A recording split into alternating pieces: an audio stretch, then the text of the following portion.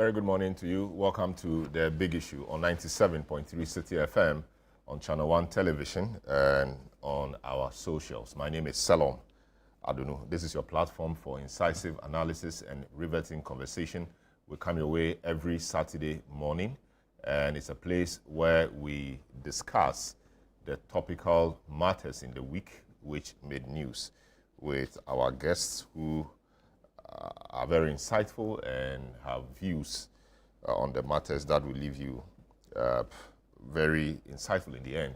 A number of things have happened this week, but one thing that has dominated this week and some part of the month really is the surge of the cedi.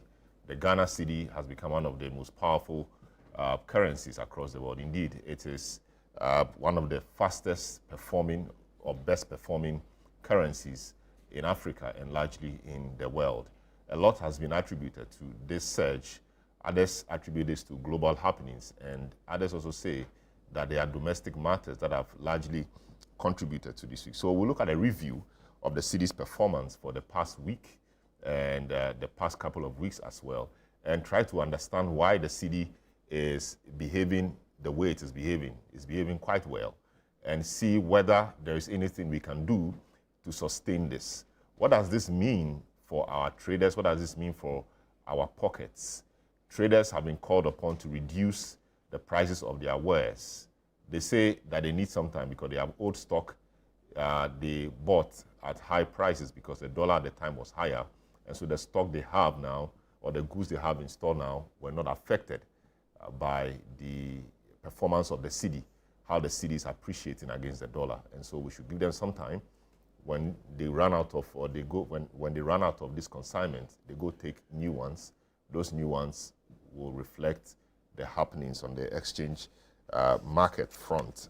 Do you agree with them? What do you think? We want to hear from you. Also, the energy sector struggles continue. The energy sector is one of those sectors that has been said by many as the most worrying part of the economy. Energy Minister says that the debt in the sector is in excess of 80 billion Ghana cedis. And indeed, this week, he said that if we do not get 1 billion cedis to purchase fuel, we'll be in trouble. At the time, he said there were some 2.5 or 2.6 days of fuel left. And if we do not find a way around that, we'll be in deep, deep trouble. However, he said the finance minister has made some funds available to assist. What is really happening to the energy sector? How can we deal with this?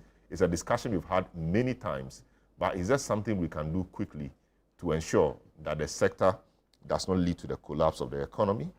If there is time, we'll look at Sami Jemfi's matter as well, which has been widely discussed in the week and on various platforms. But the main matters gauging our attention this morning: the surge of the cedi, the energy sector struggles, and of course, the president's caution to Sami Jemfi. The show is live and interactive. You can join the conversation via our WhatsApp line 020-444-7033. And those of you watching on television, that number has been displayed on your screen. Otherwise, you can use 0549-986-996. 0549-986-996. And we'll be happy to share your views with the rest of the world. What do you make of the current position of the cedi, one of the best performing currencies in the world? I mean, a couple of years ago, it was the worst performing currency. What do you attribute this to? Others have said that it is the happenings on the global stage, US trade wars, etc., and that is making the dollar unattractive. Others are attributing this to domestic fiscal and monetary policy tightening. What do you say? We want to hear from you. I'll take a short break. I'll return, provide you some updates, and introduce my guest, and we'll get discussion underway. This is The Big Issue. You are welcome.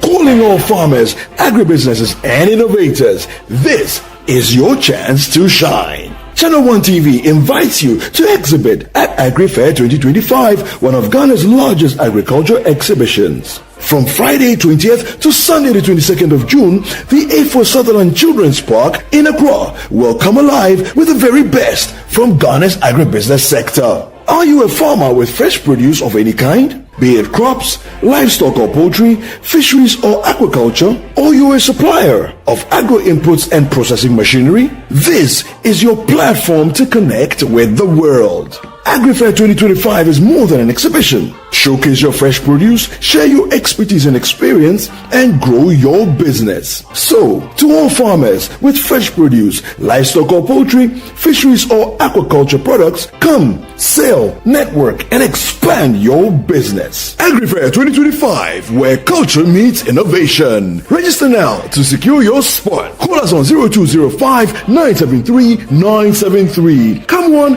come all. Enjoy the freshest farm produce at unbeatable prices. And treat yourself to sizzling kebabs made from beef, mutton, pork, chicken, and more. Great taste, great value. Don't miss out. The AgriFair 2025 is powered by Channel 1 TV with support from 97.3 CDFM and is proudly sponsored by Exim Bank, Legacy Crop Improvement Center, and Development Bank Ghana.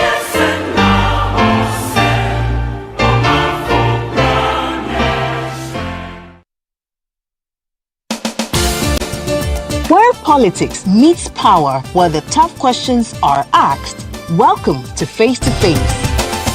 Every Tuesday at 9 p.m., join Umaru Sanda Amadou as he takes you face to face with the key players shaping the future of our nation. I lost over $10 million at the trade fair. You had a fight with the management of trade fair? I don't have a fight with them. I just deplore the way they went about what they did. Let's talk about the chief prosecutor of the state at the time that you were being prosecuted, Godfrey Yeboah-Dame, the Attorney General. Yes. I think he was directed to jail us. By who? By the system. Boko has been a failure for your government, though. Can't be a failure. You have not solved it. No, you are not praising them, the previous government for solving Yendi, which was even a more difficult case. It's quite obvious that from these votes, the people felt that let's just let you go. So they were disappointed in us. You are essentially the worst government in the Fourth Republic. I don't know how you are doing that. If you based on the indicators. Yes, based on the number of people who refuse to come and vote for you. If that is your analysis, then why not? No filter, no boundaries, just the truth behind the headlines. Deep, bold, and unflinching. Face to Face with Umaru Sanda Amadou airs on Tuesdays at 9 p.m. only on Channel 1 TV, where politics gets real.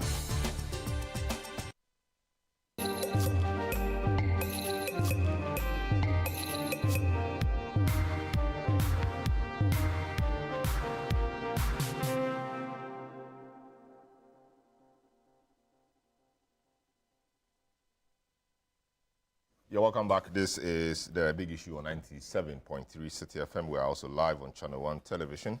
We're also live on our socials. We're happy to hear from you on 020-444-7033. The main issues for today, the cedi surge, a review of the cedi's performance for the past week. The Ghana cedi appears or has been doing very well, and people think that it's a fluke, quote unquote, but there are others who think that no, there's something really good happening in the management of the economy, on the monetary policy front and the fiscal policy front as well. There are good things happening. Yesterday, the average interbank rates used by commercial banks for transactions at the close of business stood in terms of the dollar at 12.39 for buying and selling 12.40 cedis to the dollar. And a couple of months ago, it hovered around 15, 16 cedis. Many analysts have said that this sharp decline appears that the cedi has rallied too far and that this will stabilize end of year to about 14 cedis to the dollar. But for now, it's around 12.4. And so the question is, how do we sustain this? What are the factors contributing to this performance? Is it solely global factors, or there is something really good happening within our economy? What dramatically, or is there anything that has happened dramatically that is leading to this? Is it just a goodwill? Is it attitudinal change? What is it? We have been told many times that our economy, the problems with our economy are structural. And until the structural matters are resolved, we will continue to see the cedi performing poorly against the major trading currencies of the world. Have those structural issues been resolved 4 months into the administration of a new regime? What are the factors? We want to understand this, and are they sustainable? How do we cash in to ensure that we have something good happening? Is it a gold board? But a gold board, I mean, what really has a gold board done to share in this in this glory? We want to understand all of that with our guests this morning. Of course, the energy sector struggles. One of the things you're looking at, the Energy Ministry seeks on 1 billion Ghana cedis to purchase fuel with a few days left. They say they have 2.6 days left to run out of fuel. Thankfully, Finance Ministry has made some money available. We'll see about that and ask, how do we clean up the sector? How do we ensure that the sector works well? Privatization of the ECG, is that the solution? Efficiency, how do we inject efficiency into the system? We'll look at all of that. And we'll spend some time on Sami Gyamfi as well. But let me provide you with some updates. The government and key trade associations have reached a consensus to implement price adjustments over the next 60 days, provided the cedi maintains its recent momentum against the US dollar and other major foreign currencies. In recent weeks, the cedi has shown marked resilience, reversing months of depreciation, a development that has reignited public expectations for downward price adjustment. There is more in the following report filed by Emmanuel Opon. This decision followed a high-level meeting on Wednesday between the Minister for Trade, Agribusiness and Industry, Elizabeth Ofosu-Adjare, and the leadership of the Ghana Union of Traders Association, GUTA, the Association of Ghana Industries, AGI, and the Food and Beverage Association of Ghana, FABAG. The minister in her remarks noted that through dialogue, some importers have already initiated price reductions. I'm happy to inform you that the direct importers have agreed to reduce their prices, and some have already started that already. The trade associations also committed to follow suit to restore consumer confidence. By 2 months' time, everybody in the country will witness the fact that the business community also think about the consuming public. We are committed to the cause of reflecting these gains in our pricing and our various business activities. As stated by my colleague, it's as a result of the forces of demand and supply that determines price on the market. We believe sincerely that within the period of 60 days from now, this impact will be translated onto the final price of our products that we wholesale and retail. All right, so that was a report from that's a report from my colleague Emmanuel Opon on the cedi and how the trading unions or the trading associations and the Ministry of Trade and Industry and Agribusiness have been interacting to see how we can have some price or downward price adjustments in respect of the happenings on the cedi. My guest this morning, the Honorable Inusa Fuseni, former Member of Parliament, former Minister of Many Portfolios, the Honorable Tia Abdul Kabiru Mahama, Member of Parliament for the Wale Wale constituency. And I must say that my two guests today are both alumni of the Naira Senior High School. The school should be proud of you this morning, both of you. And also we have Professor Patrick Sunumi, who's an economist with the University of Ghana. He joins us on Zoom. Gentlemen, you're welcome to the program. Thank you. Great. Let me start off with you, Kabiru. The cedi has been performing well in the last couple of weeks, and many have attributed this to many things. Given where you sit, I mean, an economist sat on the technical advisor to the former vice president and all of that, what will you attribute the current performance of the cedi to? All right, thank you very much, and once again, good morning to you and to my senior brother, lawyer, and good morning to the people of Wale Wale for the opportunity to always serve them.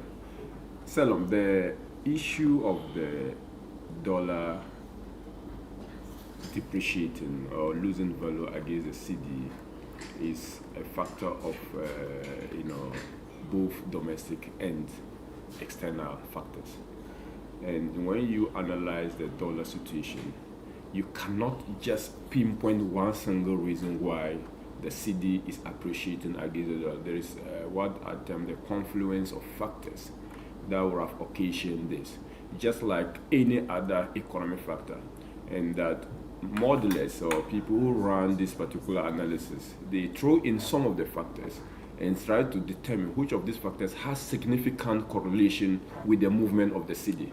So it will not be right that any analyst will sit down and say, look, this is the reason why the dollar is appreciating. We may decide to measure each and every one and see which of them is contributing. Sorry to break it. Just hold your horse. I understand your microphone is so they'll work on that really quick for you, so that you can continue from there. So whilst they do that, let me bring in the Honorable Yusuf Hussein.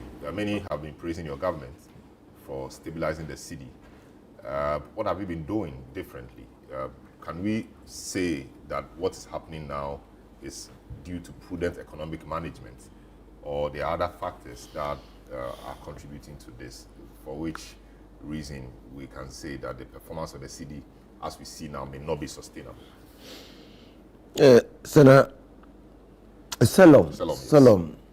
Indeed, I first of all will say good morning to your good self. The last time we met was about 3 or 4 weeks ago here. And to my brother, friend, alumni, Dr. Kabiru, I'm very proud of him. When we attended the Lagos Secondary School, we used to read with lanterns. There was no light, but we are going far. So I'm really proud of him. Now, and to our viewers, I say good morning. I had thought that we will give Kabiru an opportunity, Dr. Kabiru, an opportunity to expatiate on the reasons why the city is performing. And then I can come, because I trust that he will do justice. Great. So the thing is, microphone matter has been resolved, actually. So let's do that. Yeah, so I'll deal with him. I'll go to Prof, then I'll continue. Very right. So that, like I said, it will not be fair. It will not be, if you like, academically sound and professionally apt if you try to say that this single factor is the reason for the appreciation of the CD. One, let's look at the external factors first. We do know, and rightly so, that perception, uncertainty in the global market play a very important role in the movement of the currency. The currency debacle is sometimes more or less like perception issue than the real shortages or demand and supply issue. So when we have the United States economy suffering from this tariff war and the global uncertainty, definitely you will expect people to lose confidence in the dollar. And this is accentuated by the fact that whenever there is lack of confidence in the dollar, they move towards the yellow metal, that is gold. And you also see that within this period, the price of gold has gone off the roof, going as much as 3,400 per ounce. That also, people then also tend to patronize other commodity where they can have store of value, cocoa. So definitely the external factors have contributed to the woes of the dollar, and by that, it is contributing to the stability, if you like, the appreciation of the Ghanaian cedi. Aside this particular trade war, we also do know that whenever prices of your major export is going up, you are expected to cash in on that particular rainfall or windfall. And the dollar, the gold and the cocoa has given us quite significant foreign exchange earnings within this particular period. And once we have that, it builds into the perception, it builds into the sensitivity of investors that, look, within the shorter possible time, or for this particular period, our currency, the local the Ghanaian cedi, would not face any sharp decline. So it brings certainty to the market. Now, aside the external factors, we have internal factors that have occasioned this particular appreciation. The internal factors includes the reserve position. And you know, the reserve position is not independent of itself. It's a factor of also external factor, which I've explained. For instance, when you are getting more from gold, gold prices are not determined domestically. Gold prices are purely exogenous. In other words, the factors that goes into whether or not our gold per ounce is sold at $3,400 per ounce is determined by the market outside of Ghana. So reserve is one contributing factor. Again, we have the reserve coming on the back of the gold purchase program. Since independence, before the MPP government started buying gold as a store of wealth or as to build up the reserves of the central government, we had about only 8 tons of gold. But within the period, sometime 2021, 2023, up to the time the MPP were exiting power, we had over 30 tons of gold at the reserve. The NDC government, within the past 4 or 5 months, has added some 0.8 tons, just shy of 1 ton. Yeah. Oh yeah, just shy of 1 ton to the gold reserve. So that builds into the organic. If you like, the organic gold reserve, foreign reserve of the Bank of Ghana. And it translates to more than 3 months of import cover. So that is also another factor. That is the reserve. The reserve brings certainty that people could be assured that when you need dollar, you will get it. Another reason is that the Bank of Ghana in April injected almost about $500 million by way of auction. So basically, it is a central bank using the reserves or using the hard currency they have to support the local currency. So when you have the availability of the currency within the system, people can then decide, look, there is no point trying to hoard dollars. There is no point trying to scramble for the dollar. It is there whenever we need. So it brings calm into the market. And once supply of dollar far outweighs, or if like, even if it's perceived that it far outweighs the demand, definitely the price of the local currency is going to go up. Another reason that we discuss, usually there is this policy disconnect, and also it has its downside, the monetary policy and the fiscal policy. The monetary policy, as it were, they don't target exchange rate. They target, if you like, inflation anchoring. They are interested in bringing down the heat, how fast prices of goods and services are increasing on the average. That is the policy of the Bank of Ghana. So they do that by their policy rate. You see, the last monetary policy committee meeting of the Bank of Ghana, they decided to increase the policy rate. In other words, the essence of that particular decision was to mop up, they call it liquidity sterilization, to mop up any excess liquidity so perceived that is causing the rise in the general price of goods and services, i.e. inflation. Now, if the central bank does that, and on the fiscal side, government is spending, then the monetary policy will not perform its expected role. Now, so the hegemony in policy domestical is that, whereas the central bank is mopping up excess liquidity, the exchequer is holding the purse tight. This is why you see that there's hegemony, and the fiscal is complementing the monetary to result in what we call, in the appreciation of the Ghanaian cedi. The downside of that is the fact that... So that's a good thing to do. That's a good thing, but it also had its negative. It's called, there's something to give always in when you are doing in this economic decision you are taking. There's something to, for instance, life has become a bit unbearable for the ordinary citizen. Not because government deliberate policy, but because government is not spending. Right? So that is the downside. Because if there's no money in circulation, if people contractors are not being paid, if energy, IPP, just like one of the reasons why we are having power crisis we will discuss is because of this decision. Because if government had decided to pay IPPs, it will translate into the pressure on the dollar. So it is a good thing, but there's also the downside of it. And the downside of it is that it makes people within the heat within the economy is going to be so much that if at a point they don't loosen this particular policy, people will definitely go on the street. It is going to cause dissatisfaction for the government as well if they don't do something. So there's that balance now. And I understand that 3 months in office, the government decision not to spend, for me, from a professional point of view, is a good point.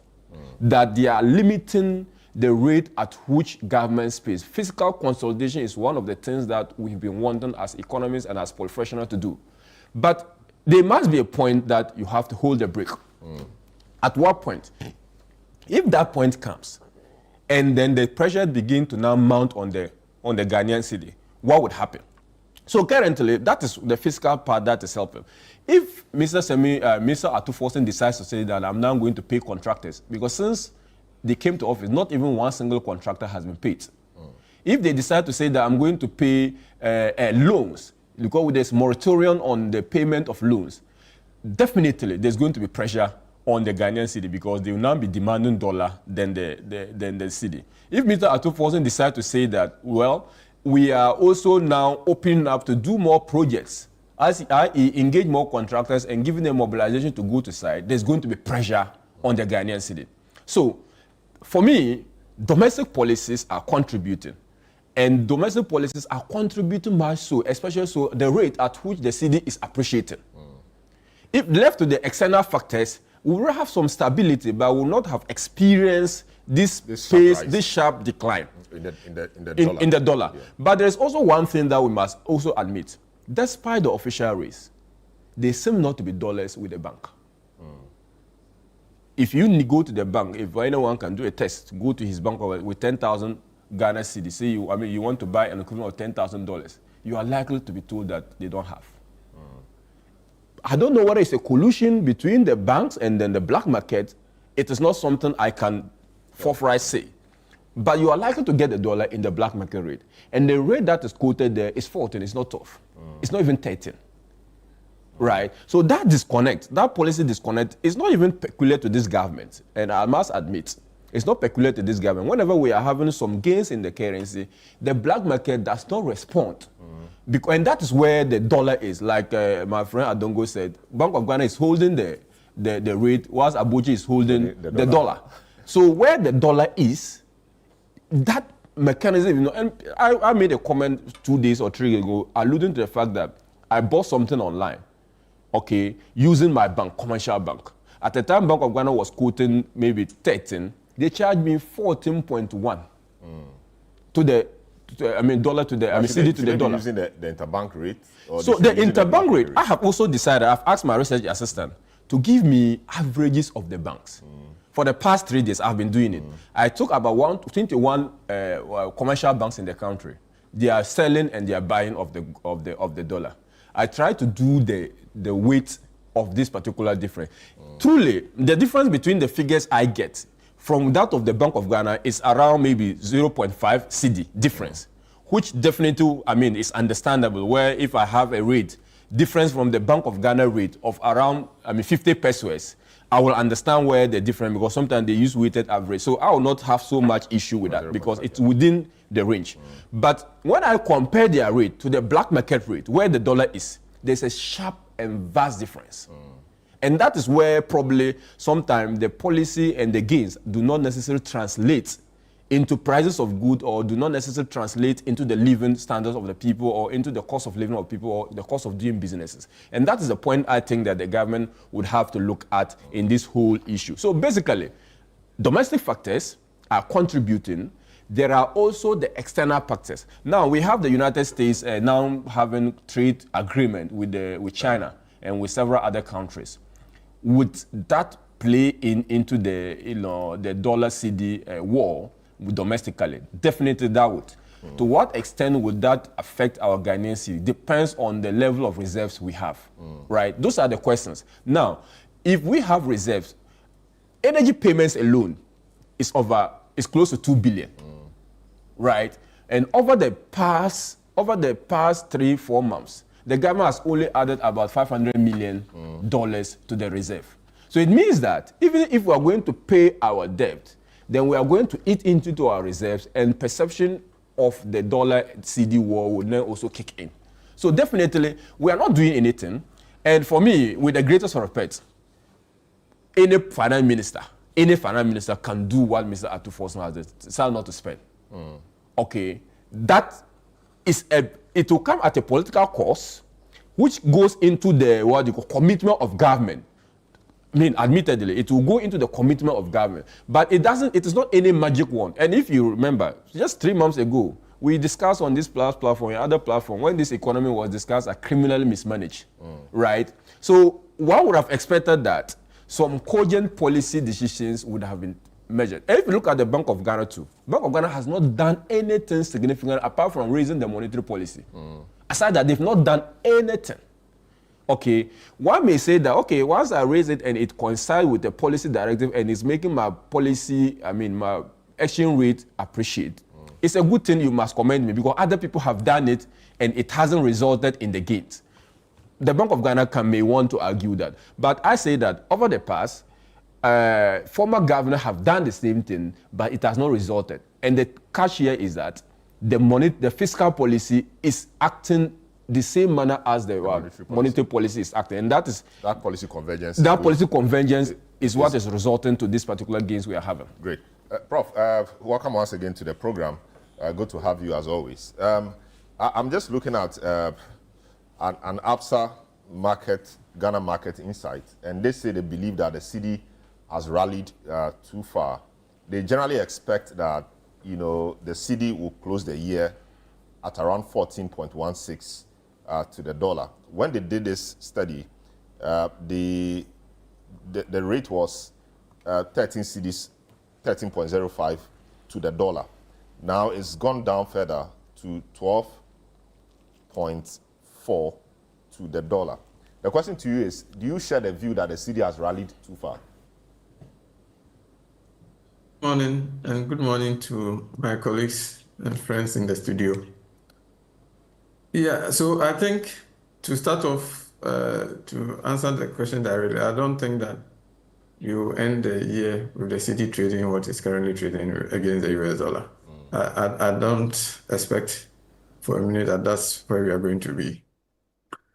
Now, I think I generally agree with the point that Dr. Tia Kabiru mentioned about why the cedi has appreciated. The only thing I'll add is that I think it's also obvious that since the last election, confidence within the Ghanaian economy has really strengthened. And it strengthened even further when the budget was read and when the IMF came to the staff level agreement with the government of Ghana. There had been some worries that because of the challenges towards the end of the year, perhaps it might take longer to get the SLA done. If you look at the Bank of Ghana's summary of economic and financial data, you see between the end of last year and February alone, consumer confidence index has jumped about 10% up, and the business confidence survey has also jumped up. So in addition to all the factors that he mentioned, there's also been some confidence in the economy that has somehow contributed to the cedi. But like he said, it's very difficult to... Well, what will you attribute this confidence to? Is it just by virtue of a change of government and the positive, perhaps, signals the government is sending or the promises it made that perhaps it appears to be fulfilling? I don't know. What will you attribute the confidence to? So I think the data that I'm referring to was for February. Notice that as of February, the government had not really announced any policy. So I would likely attribute that to, just the change, the change that happened at the polls brought some change in mood. And I think there's some positivity that comes with having a new government. But I think at the MPC meeting this month, when they release the updated data, we'll see whether there's been further bounce from the policies that have been announced. You expect that once the budget was announced and in the main Ghanaians' expectations, especially in regards to taxes, were met, perhaps you might see some additional bounce coming from that angle. I see. But yes, go ahead. So, but I think coming to the broader point about how quickly the cedi has appreciated, I think I will largely agree that the appreciation perhaps has gone a little too far.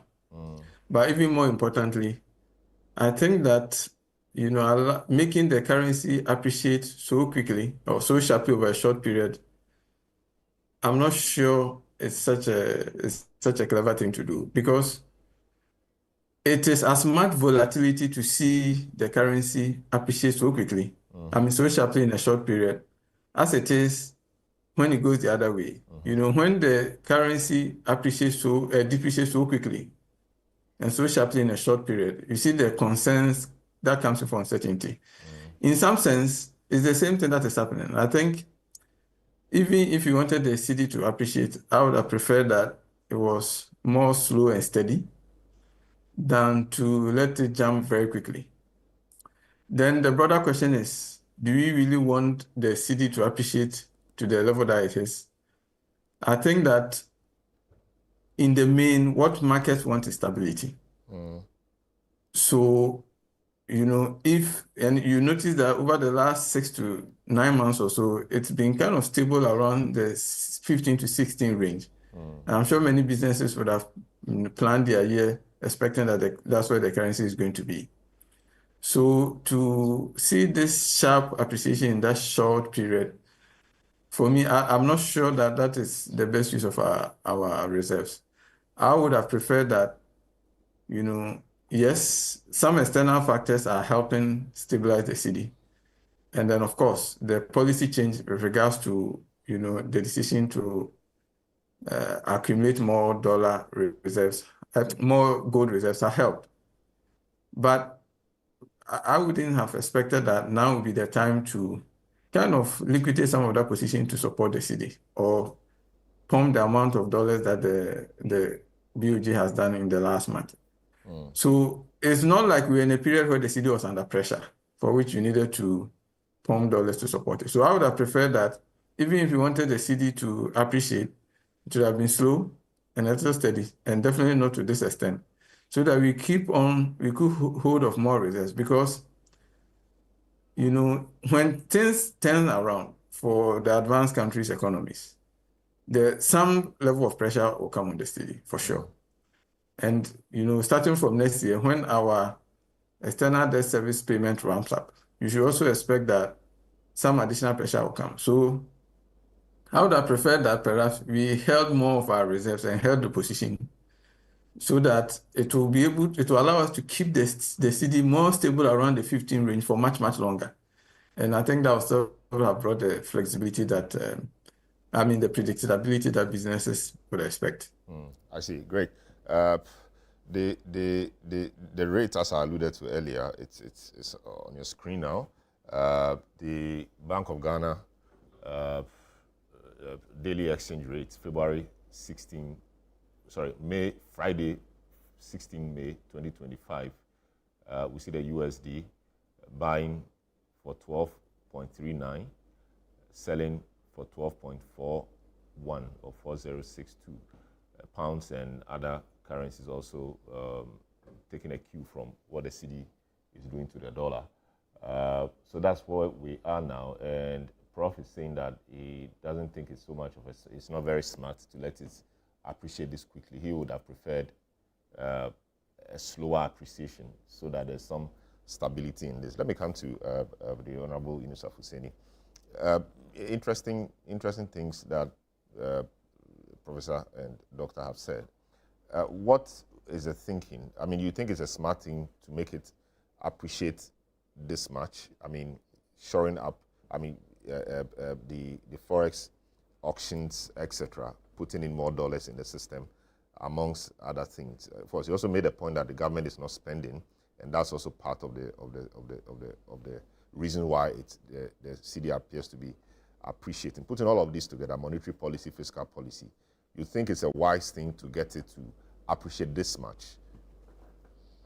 But first of all, I think I need to comment Dr. Kabiru and Prof for the thoroughly professional manner in which they dealt with this matter, especially Dr. Kabiru.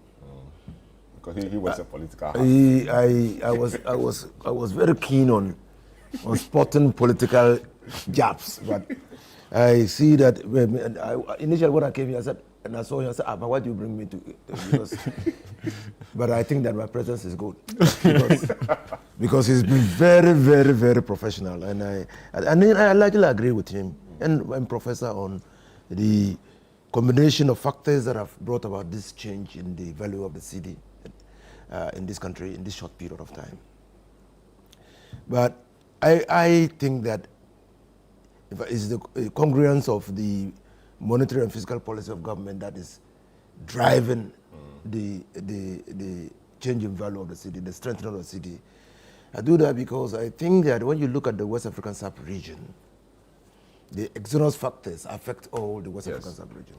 But the CFA is not performing that well.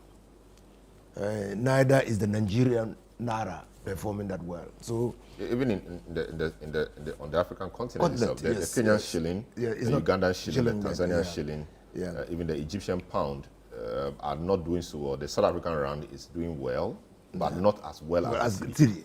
And so you can see that in these exogenous factors, the tariffs war or trade war that has been launched by Donald Trump against almost all countries is affecting all countries equally, but their currency is not performing now. So largely, I try to discount what the exogenous factors or external factors are, even though they have an impact. I mean, people, when the cedi with dollar is under strain, when people lose confidence in the dollar, the immediate recourse to a store of wealth is the gold. And so that's why you see that increase in the value of the gold. And people then tend to store their wealth in gold. Now, yes, so a combination of the fiscal policies and the monetary policies is working to drive this change. And I think that it should continue that way. The government is not spending that much now. And government will not spend that much in areas that are not productive. Because the greatest threat to the stability of the city is the excess liquidity in the system. So government's focus is to mop up, and I agree that that is what the Bank of Ghana is trying to do, to mop up the excess liquidity in the system. That is why you saw during the time of the MPP that most of the policies that are being implemented now by the Central Bank of Ghana were implemented by the MPP administration, but did not result in the decline in the appreciation in the value of the city, because there was no, like if you want, that congruence of the policy. Whereas Bank of Ghana was trying to mop up, the Ministry of Finance and all the spending agencies were pumping a lot of, including, even Bank of Ghana at a point was acting very inconsistent. Whereas it was trying to mop up, it printed a lot of money into the system. That made our city devalue. Devalue to the extent that we came down up to 17 or so cities to the dollar.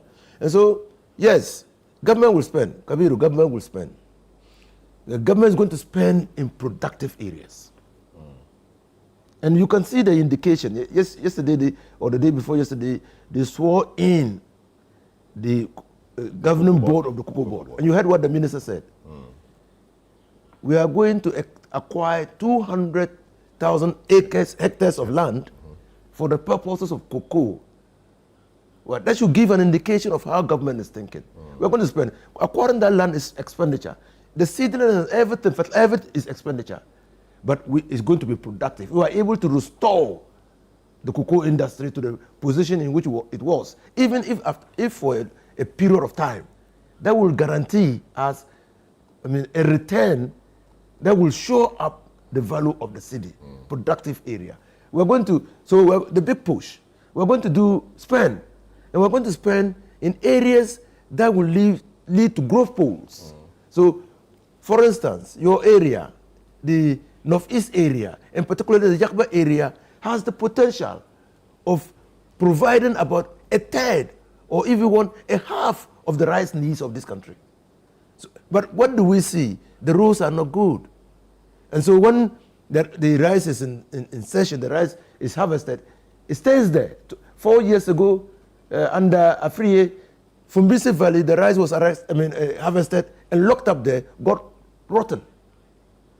That's a productive area. So if we spend money in doing the roads and ensuring that the rice that is produced in that area can move to the mills, the rice mills, and subsequently to the markets, it will reduce the amount of rice that we import into this country. So the government is going to spend. But government is going to spend only on productive areas. But the guess is right, it's true. Right now we are doing inflation targeting, anchoring. We want to reduce the level of inflation because we know that inflation eats into the pockets of the people. It reduces the purchase price parity. And so, yes, if you are a salaried worker like the Honorable MP, and inflation is rising, your real income diminishes. So if we're able to target inflation in such a way that we bring it under control, I mean, your disposable income improves. And so, yes, and that is a deliberate policy. It's not by accident. And that is anchored in the statement that Dr. Atuforsen delivered in Parliament, the budget statement. He said, the state of our economy is troubling. It will require some sacrifices, truthfulness, transparency, and discipline to fix it. So what is happening is not by accident. Now, we are told that the gold for oil thing was an initiative of Dr. Mahmoud Bawumia. Granted. But that is being done differently now. How differently? Why? That was a policy. What was the policy blueprint?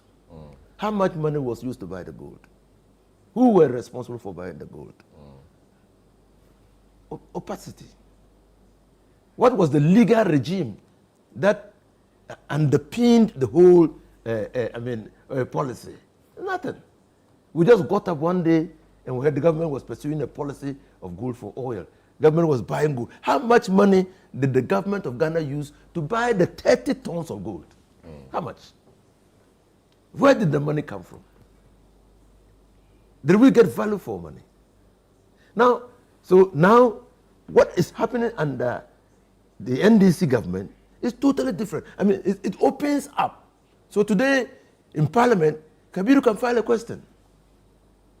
I said, look, you say you bought 0.8 tons of gold. How much did you buy? How much money did you use to buy that gold? Where did the gold come from? You can track, you can trace, you can hold the government accountable because there's now a legal regime. The amount of money that is to be used to purchase the gold has been budgeted. It's found in the budget. And that budget was approved by Parliament. So if somebody spends in excess of the budget, you will be held accountable. If you spend the money and we don't get the required amount of gold that budget is supposed to buy, you will be held accountable. So you see, it's the transparency.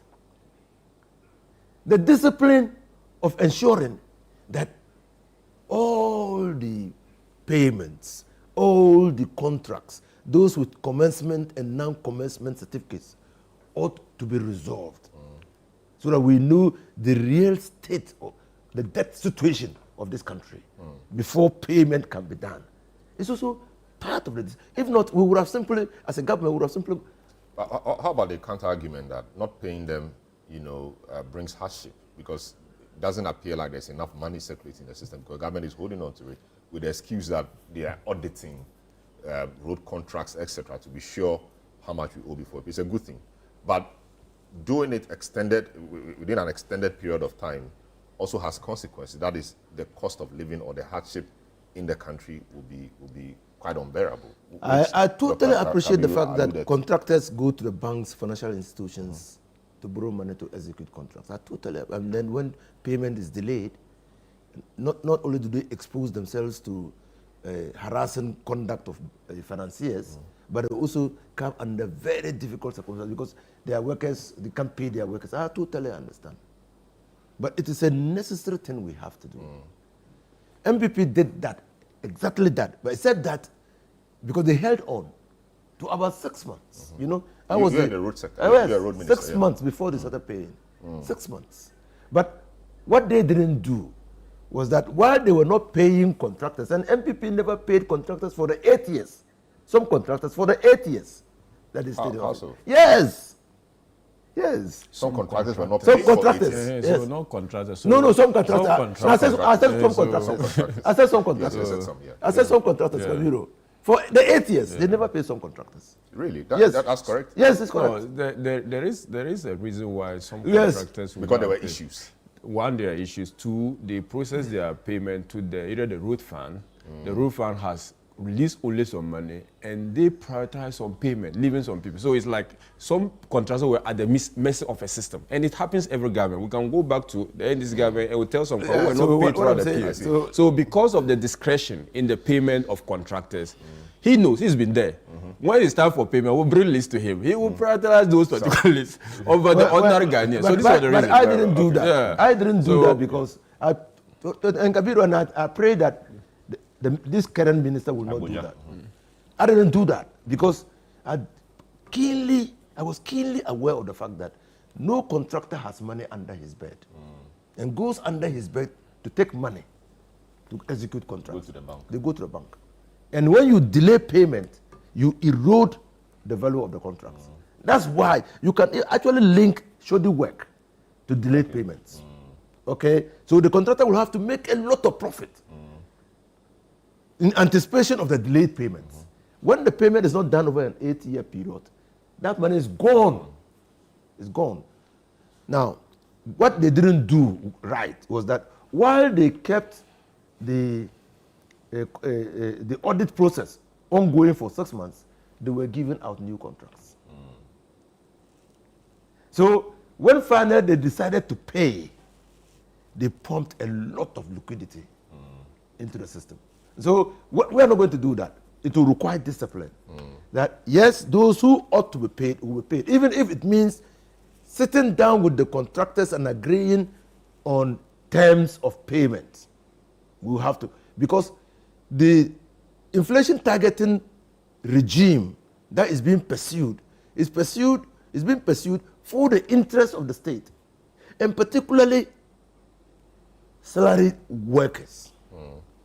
That look, we need to ensure that when people work and receive their monies, it will be money that is valuable to them. They can use for a while.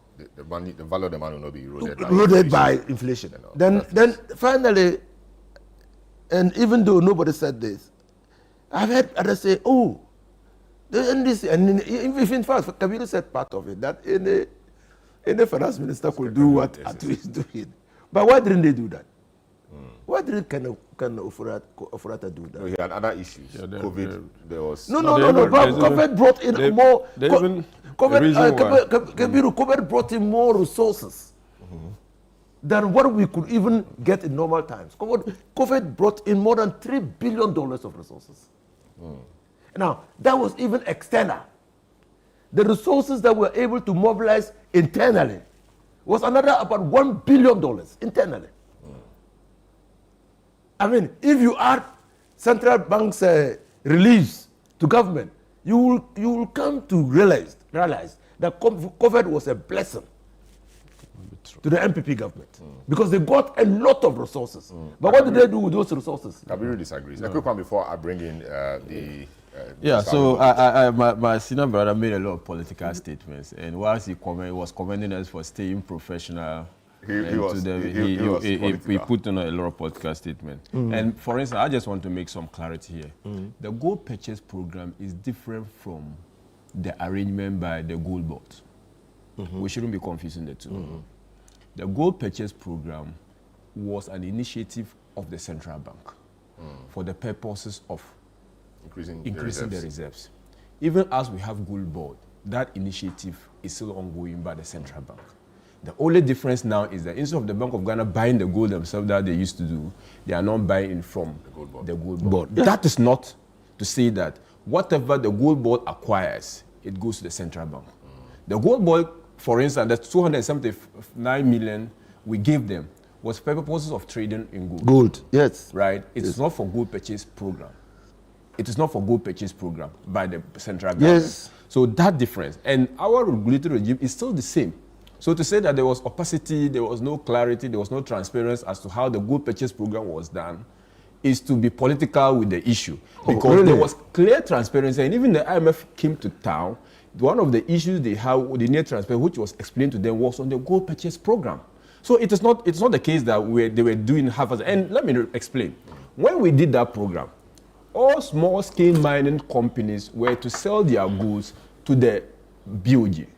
And then 20% of large-scale mining companies will sell their 20% of their total purchases of production to the gold board. So there was an arrangement. Clearly, I sat through some of the meetings, and the meetings concluded on this arrangement. But the difference is that the gold board, which was even done by the PMC, because PMC was even still doing good.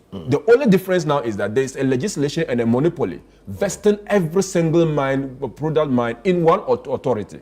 It comes with disadvantages and disadvantages. We can discuss that. But that is the only difference under this current arrangement regarding the gold board. My senior brother also mentioned a point like tariff war is affecting all countries. Why Ghana? You see, when we do this analysis and we make this kind of comments, you are basically telling us that you are not, look, external factors affect countries differently. How many of these countries export gold? And what is their percentage of gold export? So you are so that is one. That's what. How many of what quantity of cocoa is sent by South Africa? You get the point. So we have two minerals. Two commodities we are exporting at a time that the external factors are favoring us. If a country doesn't have such exports, you don't expect the country to cash in. So exogenous factors may be affecting one country negatively and affecting another country positively. But sometimes when you do the analysis and you just say that, okay, why is it that only Ghana is benefiting? You have to take into consideration the structure of Ghanaian economy, the commodity that we trade. That is the only point you can understand why a factor could be favoring Ghana, but it's affecting another country. That is the point people miss. And when they come like, oh, why is it that Ghana is the only country that they are affected? That is not fair. We heard a lot of that during the COVID time. Good. And we also heard a lot of that from your boss, who said, how can global crisis or global matters skip Cote d'Ivoire and come to Ghana? Good. So and the question that would have raised, that anyone listening to the Vice President would have raised, which would have elicited a response, was that, what are the factors that we're dealing with? For instance, if you even talk about exchange rate, and you are comparing Ghana to a country that has fixed exchange rate like CFA, you are doing very poor analysis, right? You cannot compare our exchange rate regime to that of the CFA because they are running a fixed. Their exchange rate is not flexible. So sometimes when we are doing this politically, everyone finds convenience in it. But when we sit to educate the Ghanaian people, I would prefer that we throw in all the variables. That will allow people to understand what really we are saying. For instance, you can't tell me. Uganda doesn't operate a flexible exchange rate system. Kenya doesn't. Tanzania doesn't. But all of these have not appreciated much as the CD has. Of course, I take the point about the other conditions. Exactly. For instance, how many of these coast countries have gold reserves? And that gold reserve was not done by this government. Majority of it, of the accumulation, which has brought certain, how do you even model perception? Was done by the MPP government. So definitely, if you are talking of internal factors, those internal factors are not solely that of the NDC. So look at this. Sami Jemfi earlier made a post that, he's the CEO of the gold board. He said at the end of 2024, our gold reserves at the Bank of England stood at about 30 tons, yet $1 was selling at about 16 Ghana cedis. Our gold reserves are the gold reserve at the where? Bank of England. And so why is he even bringing this point? Don't even read the point. Don't even read it. Our gold it. reserves have increased by about 1 ton in 2025, and yet the dollar is selling at 13.2 today. This should tell you that the significant appreciation of the cedi and the drop in the dollar rate is not as a result of gold reserve accumulation per se. So if 30 tons of gold reserves under the MPP could not reduce the dollar rate to below 16 cedis, then 31 tons of gold reserves cannot magically reduce the dollar rate to 3.2 cedis. Simple logic, he says. So the exchange rate stability is primarily a function of demand and supply. The cedi is stronger today, not primarily because of our gold reserves, which, by the way, is not being depleted or injected to shore up the cedi. The facts show that our gold reserves is rather increasing. Fact is, exchange rate is more stable with the cedi appreciating today because of the significant surge in dollar inflows on the back of unprecedented gold exports. This has increased the supply of dollars in the market to meet and even exceed demand. Also, the cedi is appreciating because of restored confidence in the Ghanaian economy due to the prudent and credible fiscal and monetary policies adopted by the NDC Mahama government and the central bank. Well, he has a political point. But that's you see, Samir has even brought himself. I was avoiding that. And he has brought himself to the chopping box. And I hate it when people, just like he did over the weekend, which we will discuss, when you bring yourself to, in his post, he mentioned some time ago that they have exported about 30 tons, which translate to 2.7 billion. Where is that money? Where is the $2.7 billion? The central bank only has accumulated 500 million. Let's even add the amount they auctioned, which was another 500 million. That's 1 billion. Where is the 1.7 billion? I mean, these are the questions. The suspicion is that either they have way of injecting it illegally into the economy, or someone is keeping the dollar somewhere, because it's not in the Bank of Ghana's books. So that's one thing. When you do such analysis and people are having reservation, and as someone with oversight over your responsibility, because working at the finance committee, there are questions I will reserve, waiting for the appropriate forum. But bringing this post brings the question to explain to the Ghanaian people where is the 1.7 billion excess of what is lodged at the central bank by way of our reserve and what was auctioned. Because you can't tell us that you exported 2.7 billion worth of gold. Then what we only have at the central bank is 500 million added to our reserves. Someone somewhere is giving the money to someone. And that is the explanation he should provide, not this kind of explanation. But that said, he mentioned about, look, how do you model perception? Perception can be as little as a needle, but it will have very wide and devastating impact on your economy than even something that could look very big. Okay, so when you say perception is not based on quantum. Perception is not a factor of quantum. It could be very infinitesimal, but people would put value on it over a humongous value. So you shouldn't be talking about, where it was one ton added and 30 ton added. And again, when I started the analysis, I mentioned that you cannot attribute the movement to one single factor. We all admit, I'm not discounting internal policies. And I'm saying that the internal policies also have their repercussions, which we'll face later. Now, Professor Asumeni mentioned a point. Asumeni mentioned a point. Look, if I were the finance minister, I would work on it steadily. The prime minister is basically front-loading the pressure. At a time that he's going to be paying contractors, paying for independent power producers, he was going to servicing loans. All these things will come and put pressure. But now, if he was paying gradually, even some of the debt, okay, mindful of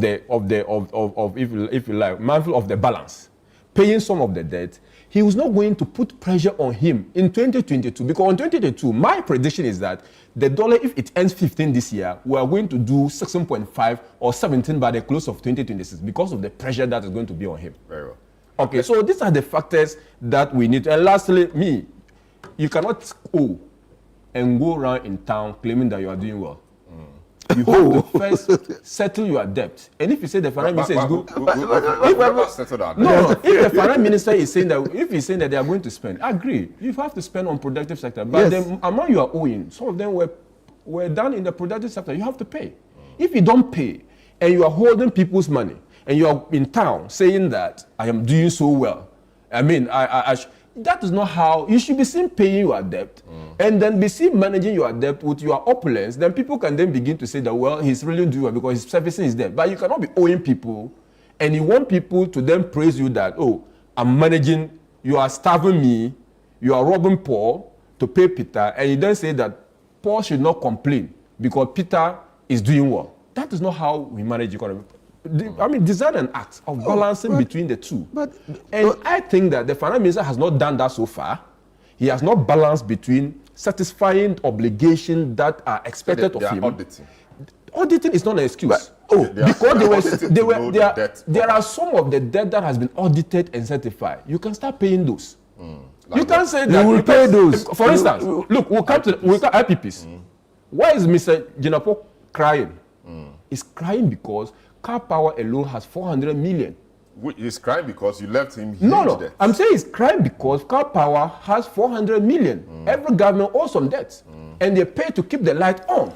Right? So it is his responsibility. If the amount is due at your time, you should pay. When we are coming to, they will give them some money from the SLA. There was some money. So after even living with debt, there was some money left for you.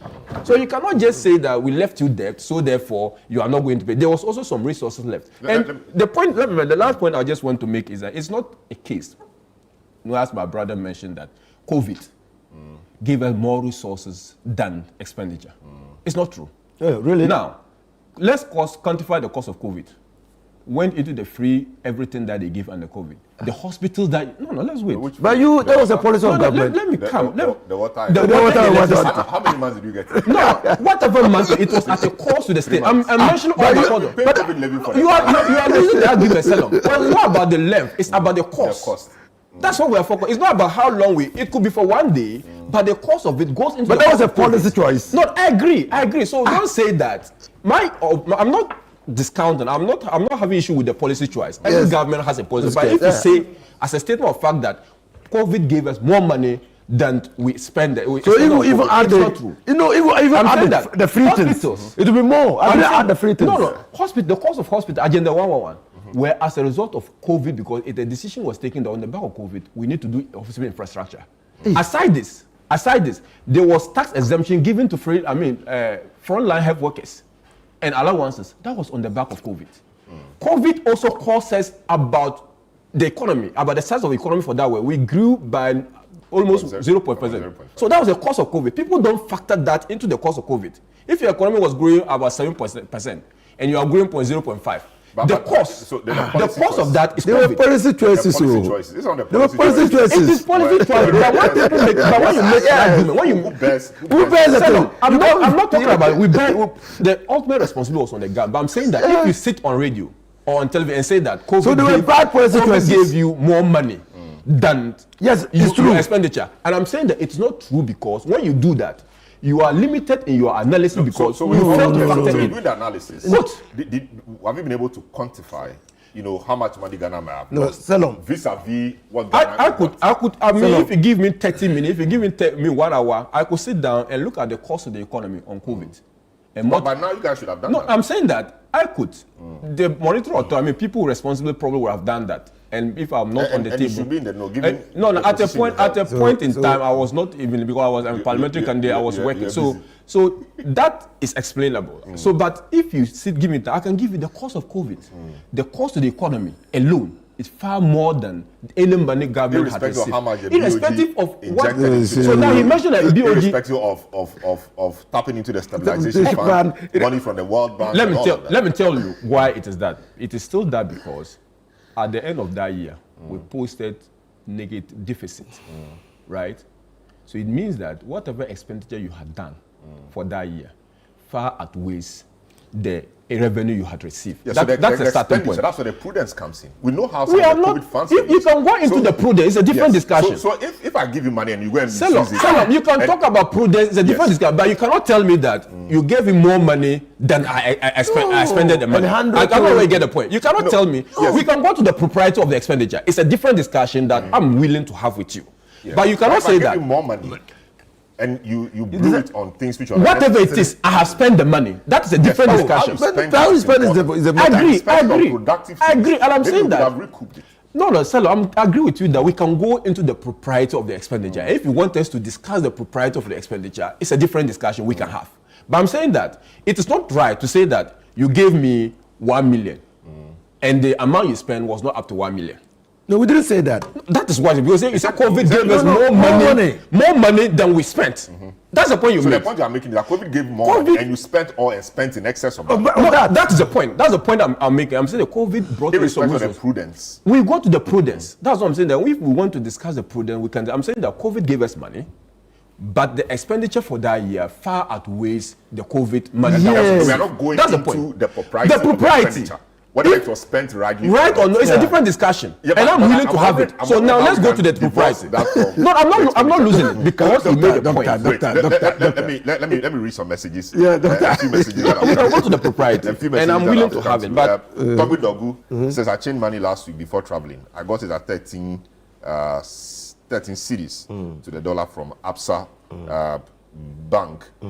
This one from Novigro Bernard Tactic from Tegbi Pota says, you don't need a prophet to tell you that the MPP would have introduced new taxes, probably named U.S. war levy. Please ask Mr. Dr. Kabiru, is Russia and Ukraine war over before the city is appreciating? Effective collaboration between the BOG, Finance Ministry, and the Gold Board is a cornerstone of the appreciation of the city. This one from Musa Kofi in Kintampo South says, the city's recent appreciation against the dollar is short-lived and should not be attributed to the efforts of Ghana's purported economic experts. Rather, it reflects a decline in global demand for the US dollar, an outcome rooted in fundamental economic principles. Mr. Wingobit, this is why I bring you in. Chris Akume sends a message and he says that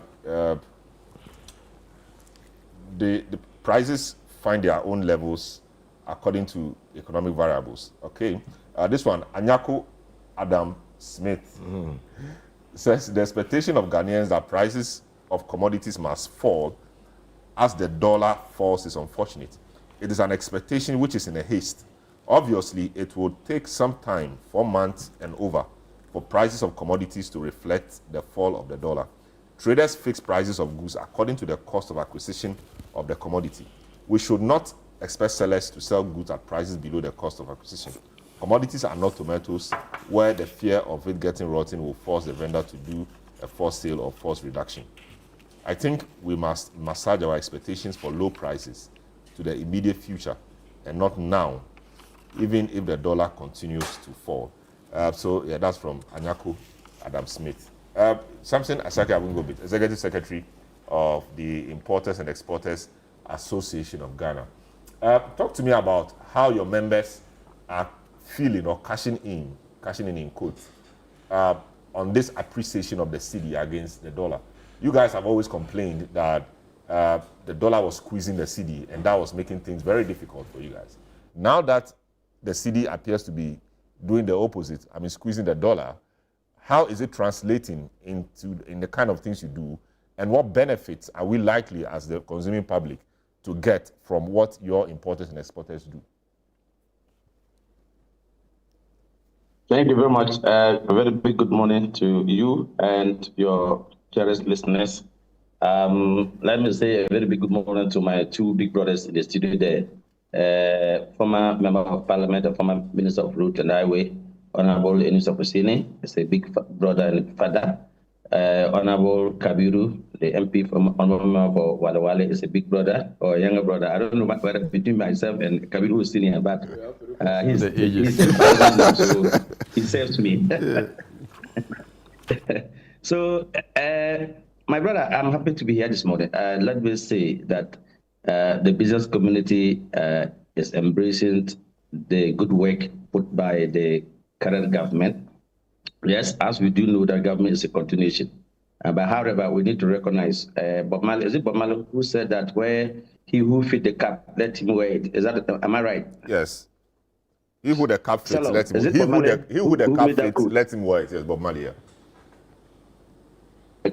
Exactly, because a few months ago, we were buying dollar at 14 cedis and more, isn't it?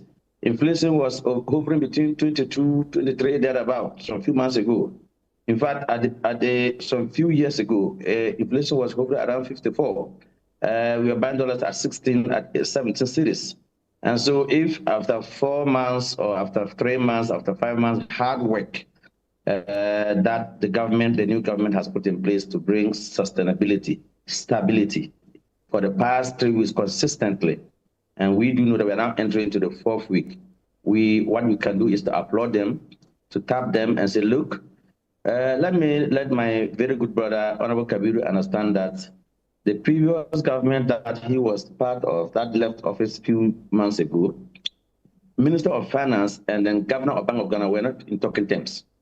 They were not communicating because at the point they were not on talking terms, or they were not communicating as much as they should. Then the Governor of Bank. I mean, if you say they were not on talking terms, they were not communicating as two institutions are supposed to work. Okay. Yeah, so you are a lawyer, so you put it in the right perspective. What I'm saying is that these two institutions must work together. At the point, you remember that at the point, Dr. Adeshin held a press conference and said he was raising the prime rate because commercial banks should also raise their interest to fight inflation. Remember, yet inflation went as far as 54%. When we want to raise the issue about the inflation, he said he's in charge of monetary policy and not fiscal policy. About fiscal policy, we should go to the Ministry of Finance. But you know, these two institutions work in tandem. Fiscal policy should go along with monetary policy to be able to bring confidence of inflation down, bring confidence of steady stability. And that's what Dr. Eshema and Honorable Atufosin has done. And so we need to applaud them and say that, look, going forward, they need to work together because the government, the president put them there to help him give confidence to business and want more investors into this country. With these days, you will see the number of investors who will be looking for to come to Ghana. And I can tell you, even he talk about government external debts and payment and stuff. If the city can appreciate against the dollar, what it means that government will get more money to pay to service its loans. But because government was going to take more cities to look for fewer dollars or to look for dollars to pay external debts. And so we should be happy. Indeed, yes, like the Tesca said, that we buy commodity with exchange, a specific exchange. But the truth of the matter is that if I'm selling my a unit price, gone are the days, or a few weeks or a few months ago, or a year ago, if one gets a shop at Osuka, at Okanshi, you will want to call Alaji to find out how much is the rate today before you can price your goods. Because at the end of the day, if you sell 2 unit, 3 unit, 4 unit items, you will go and buy the dollar and put down. You wouldn't want to wait for the dollar to start going up against the city. But as we speak now, if I was pricing my goods at 20 cities or at 15 cities, because dollar was 14 cities, and now dollar has come to 12.3, and dollar is even available at the commercial bank, nobody will go to allow you to look for money, to look for forex to be able to do his transaction. It's a good thing. It should reflect into prices of goods and services. And I can tell you, I'm happy to announce to you that truly prices of goods are coming down. A freighter, just 2-3 days ago, my wife told me that the freighter they used to buy 1,000, 2,000 or so, it has come to 650 or 700. That is drastically drop of price of goods in the market. And so, yes, there's no law, and I'm happy that the Honorable Minister of Trade, Honorable Elizabeth Ajari, did engage with the stakeholders and appeal in her presentation. She said, we can't force us, they can't force us, but they can prevail, appeal. That's the word. If it were to be a few months ago, when my brother, Honorable Kabiru, and his government was in power, we could have seen his Minister of Trade running to Parliament, helter-skelter. Why? Because nobody was casing him. Why? Because he was running to get an ally to say, look, once government is able to work to bring down city confidence, city has been appreciated against the dollar, then he must regulate us, or he would want a law having this majority in Parliament. He would have gone to Parliament and say, give me a law to go and compel traders to reduce the price at all costs. Forgotten that the good news is call them, talk to them, lobby with them, and then they will do what you want, than to say you want to compel us. Remember, about a few months ago, Honorable Kabiru, even though he wasn't in Parliament at that time, but he was in government, the Minister of Trade at the time ran to Parliament to say that he wanted to regulate the cement about 2 to 1 line item. You remember? He took an ally to Parliament. We stood on our feet and we fight it. To say he cannot get through that without consulting anybody. You remember? Great. And so even at that time, what was the rate of the city? Great. What was the rate of the city? So I can tell you, the previous government did nothing did nothing, completely nothing, read from my lips.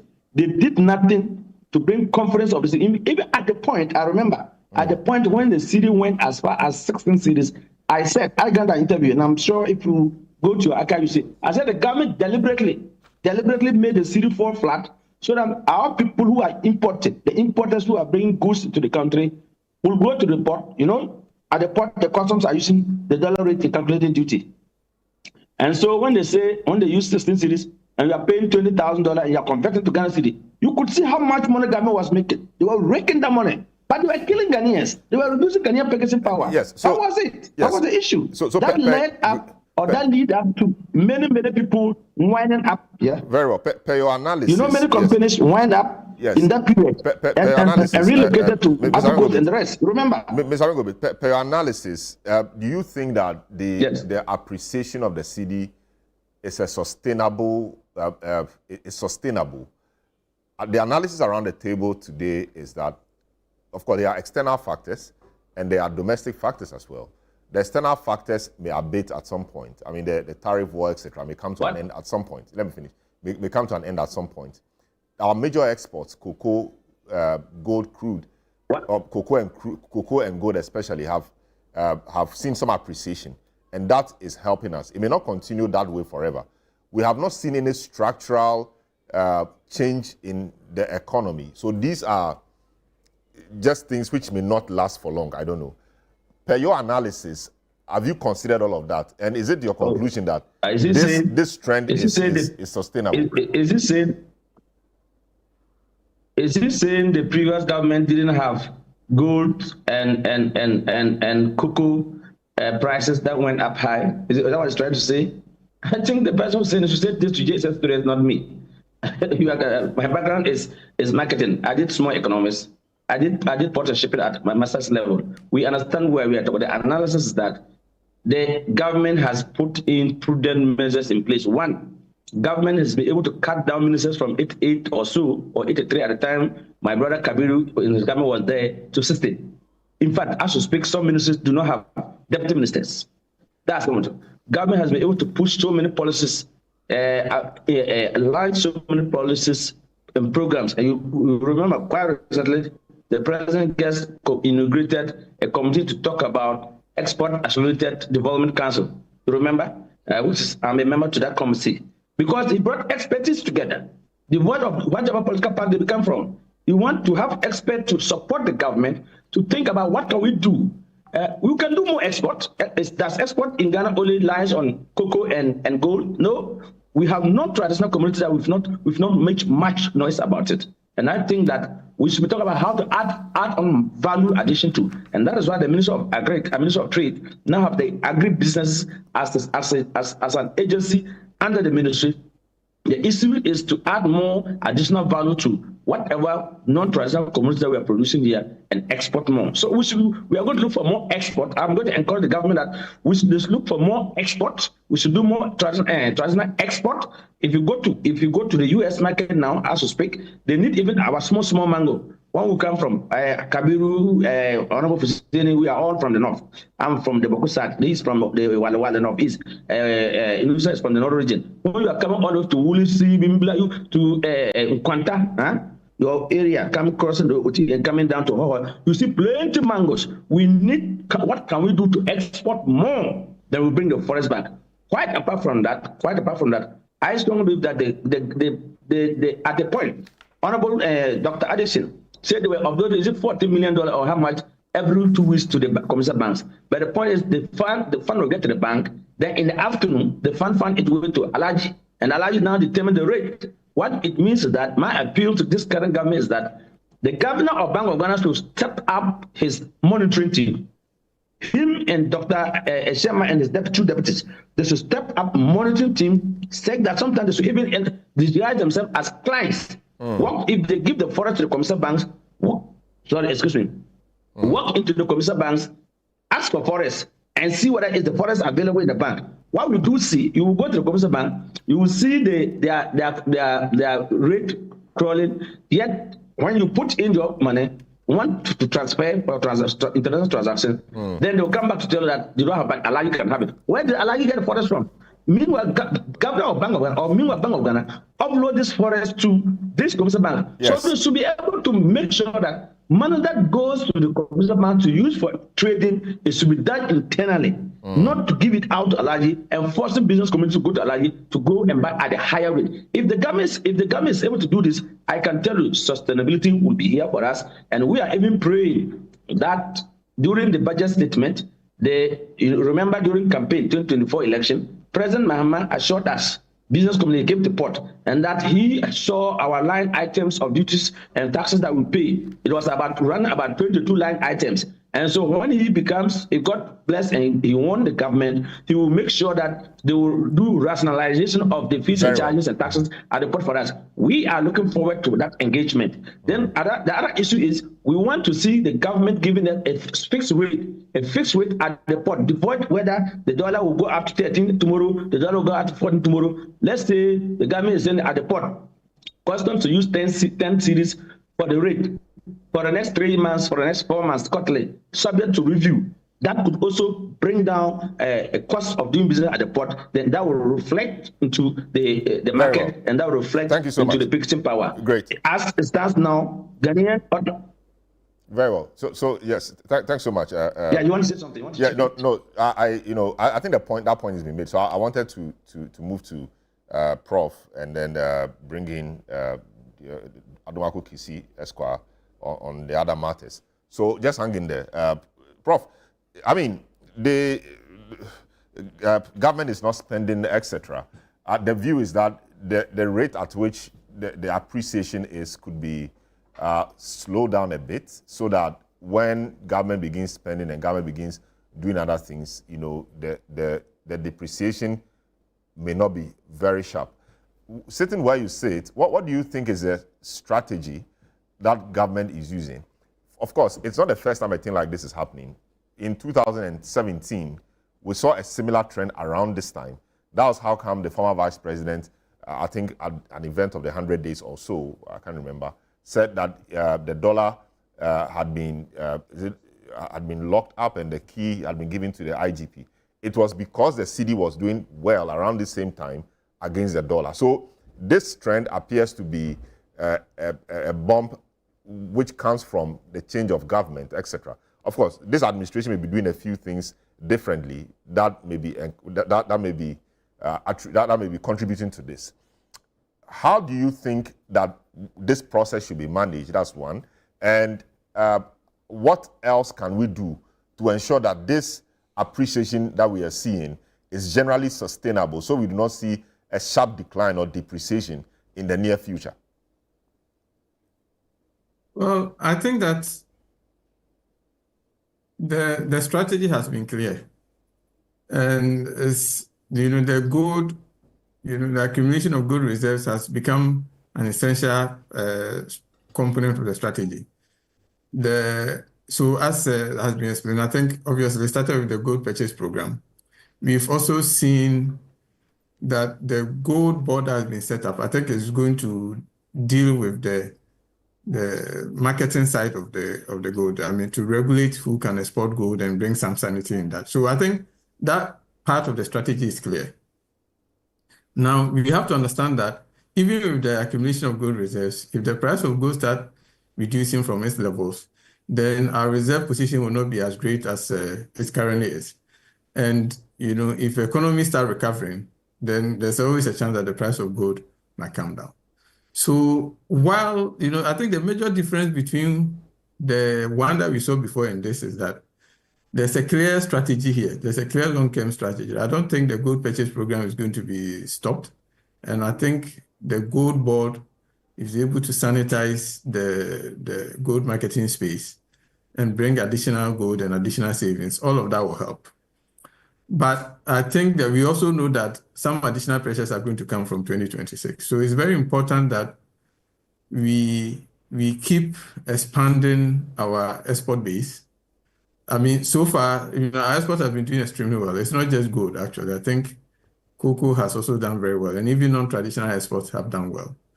The government has made it clear that part of its strategy is to do export diversification, and there's also been talk about some import substitution.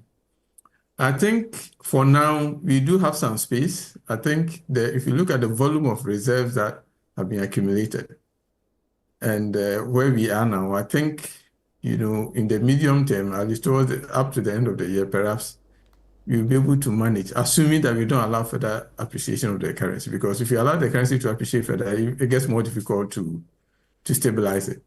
So the question is whether we will let it roll back a little bit and stabilize it there around the 14, 15 range. We see what they will do. But obviously, over the long term, I think what we have to do is to change the financing of the economy. I think the dependence on foreign financing is one of the remaining elements that we have to deal with. If you look, our trade balance has been in surplus since 2017. But within that period, we realized that why the trade balance was always a surplus, because the economy is too dependent on foreign financing and we are always servicing loans, we are always paying foreign companies, and then obviously in the first quarter, when foreign companies have to repatriate their profit, the pressure on the city comes. So I think to insulate that, we need to really think over the next 10 or 5 to 10 years, how we will gradually roll back and rely more on domestic sources of financing our long-term development. I think that is something that we have to do. And while we are doing that, in the meantime, whatever we can do to cut down on, import of things that we don't really it's not necessary for us to import. There's absolutely no excuse for us to be extremely dependent on food import as we are at the moment. So I think the investment in agric and the investment in agro-processing, I think it's still the way to go. But like I said, we also have to add diversifying or reducing our reliance on foreign financing. I think that is a big source of volatility. Every time there's a swing, something may not be happening domestically, but anytime something happens in other markets, then, short-term funds start moving. There's something that the BOG did before, which was to allow foreign participation in a short-term CD-denominated assets. I think it would be good to roll that back. Now that we have, where we are now, that we are not dependent so much on Eurobonds, I think finding ways to sustain it, even when we exit the IMF program, I think that's going to be good because when those Eurobond funds flow in, we are happy. But we have to understand that nobody puts $1 in a Ghanaian economy unless they're going to get more than $1 back.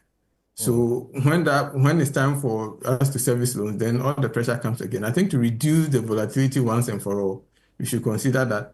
And of course, the government should implement its strategy to modernize agriculture and then also do the export diversification. But I think what I have to say is that we've heard this before. As Ghanaians, we should stop applauding ourselves for formulating fine-sounding policies.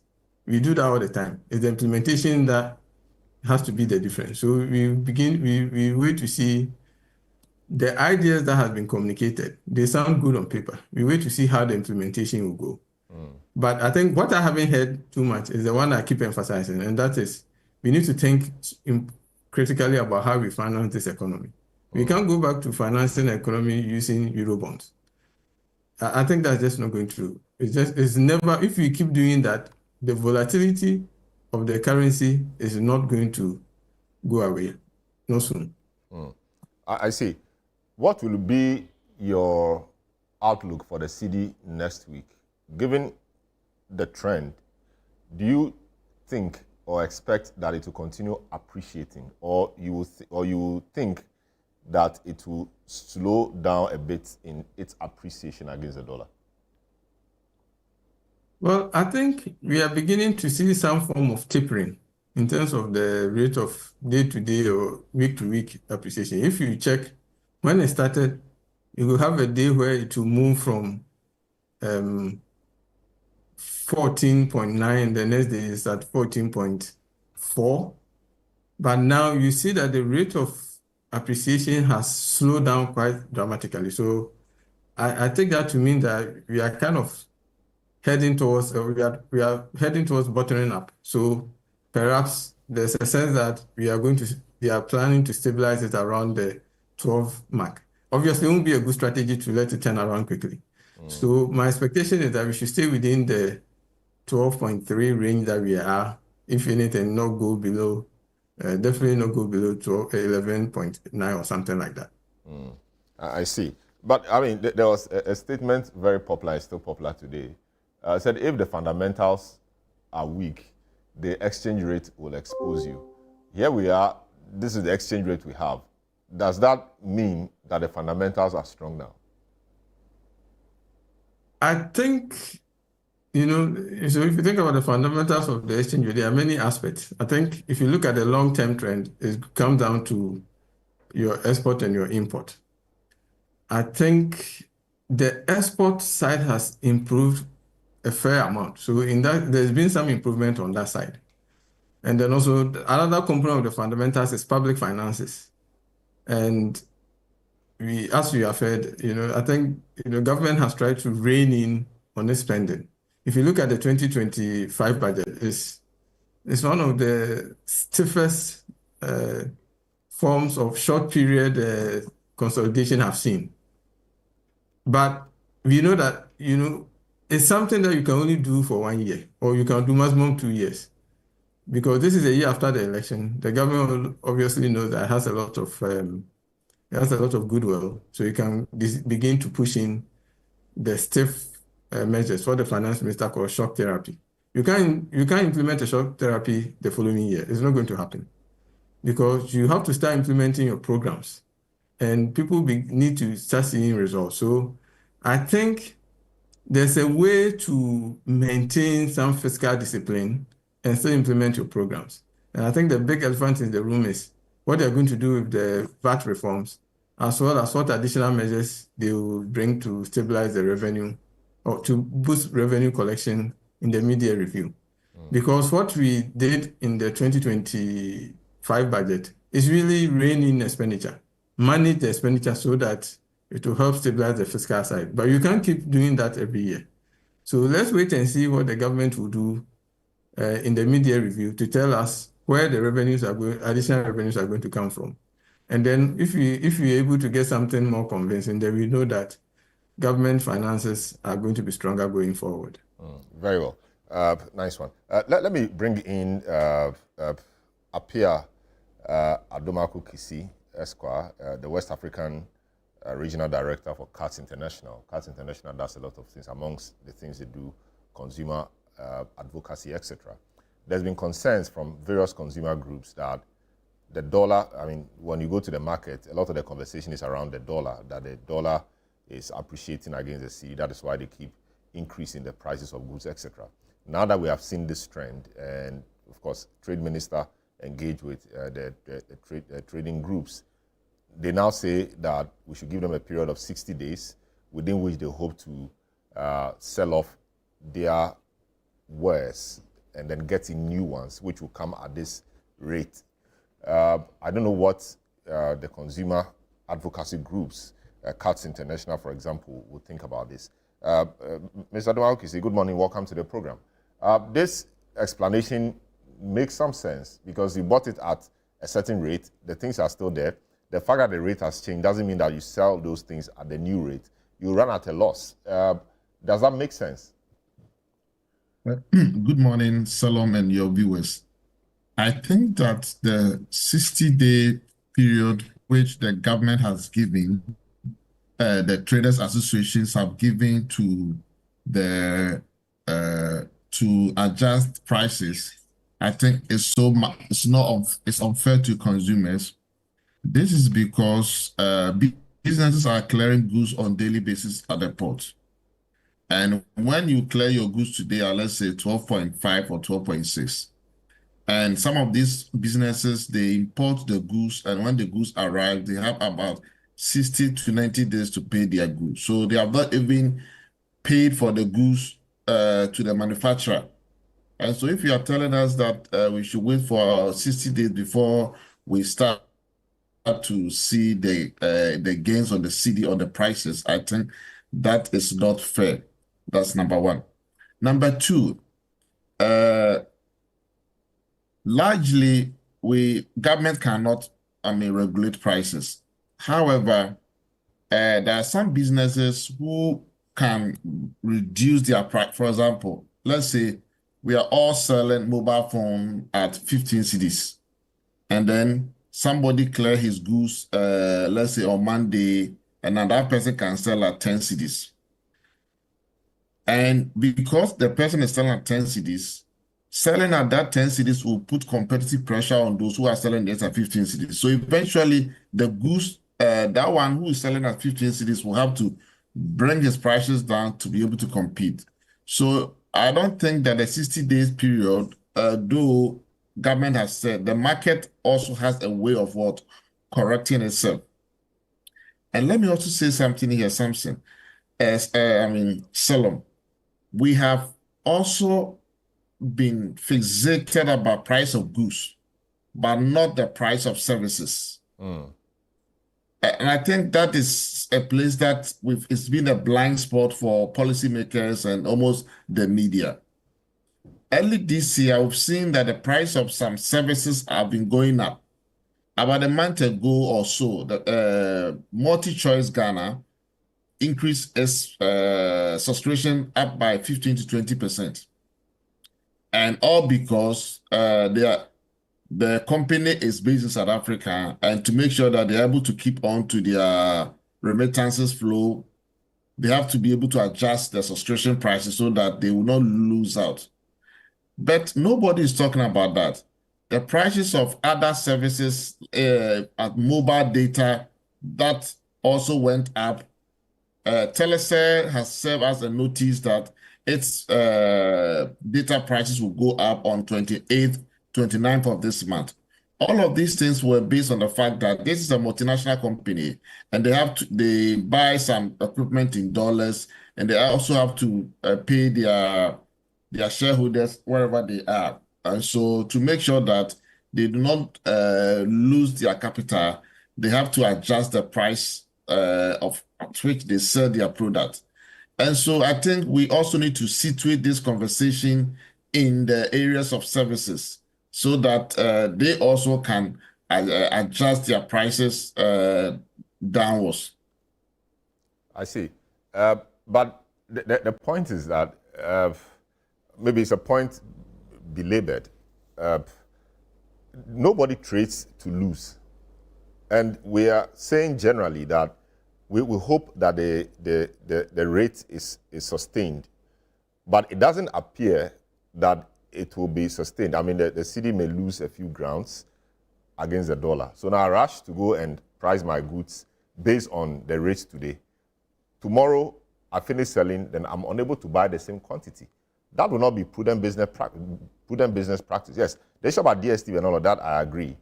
But in terms of our local traders in Makola and Abosoka, etc., is their logic not sound? I don't think their logic is grounded in best practice. Fuel prices went down yesterday up to 7 to 8%. And are they also not importing the fuel from Europe with USD? So if fuel prices can see regular downward trend, but we don't expect the goods that we purchased at Abosokai and Makola and other market centers to go down, it means that we are not being fair. Of course, we are not in a price-regulated economy. This is a free market. However, a free market does not give you the right to do things in a way that goes against consumers. Unfortunately, we do not have any regulator of the market, so businesses are doing all that they want to do. I remember back in 2022, when the city was facing some severe adversities, prices of goods were going up, sometimes were jumping 3 times. I remember at that time I was trying to buy some product. I got the invoice in the morning. I dispatched my driver to go there to pay for the thing. When the driver got there, they said that, look, the price have gone up. So I should top up. I have to top up about 8,000 cedis to be able to pay for the thing. Wow. And they said that one of the items was not available, so they should come the following morning to pick it up. When he got there, they said, oh, that item price has also gone up within the last 8 hours. Look at what they are doing to consumers. Whenever there's a price appreciation of there's a depreciation of the cedi, the businesses are using expected, projection of the cedi to the dollar to price.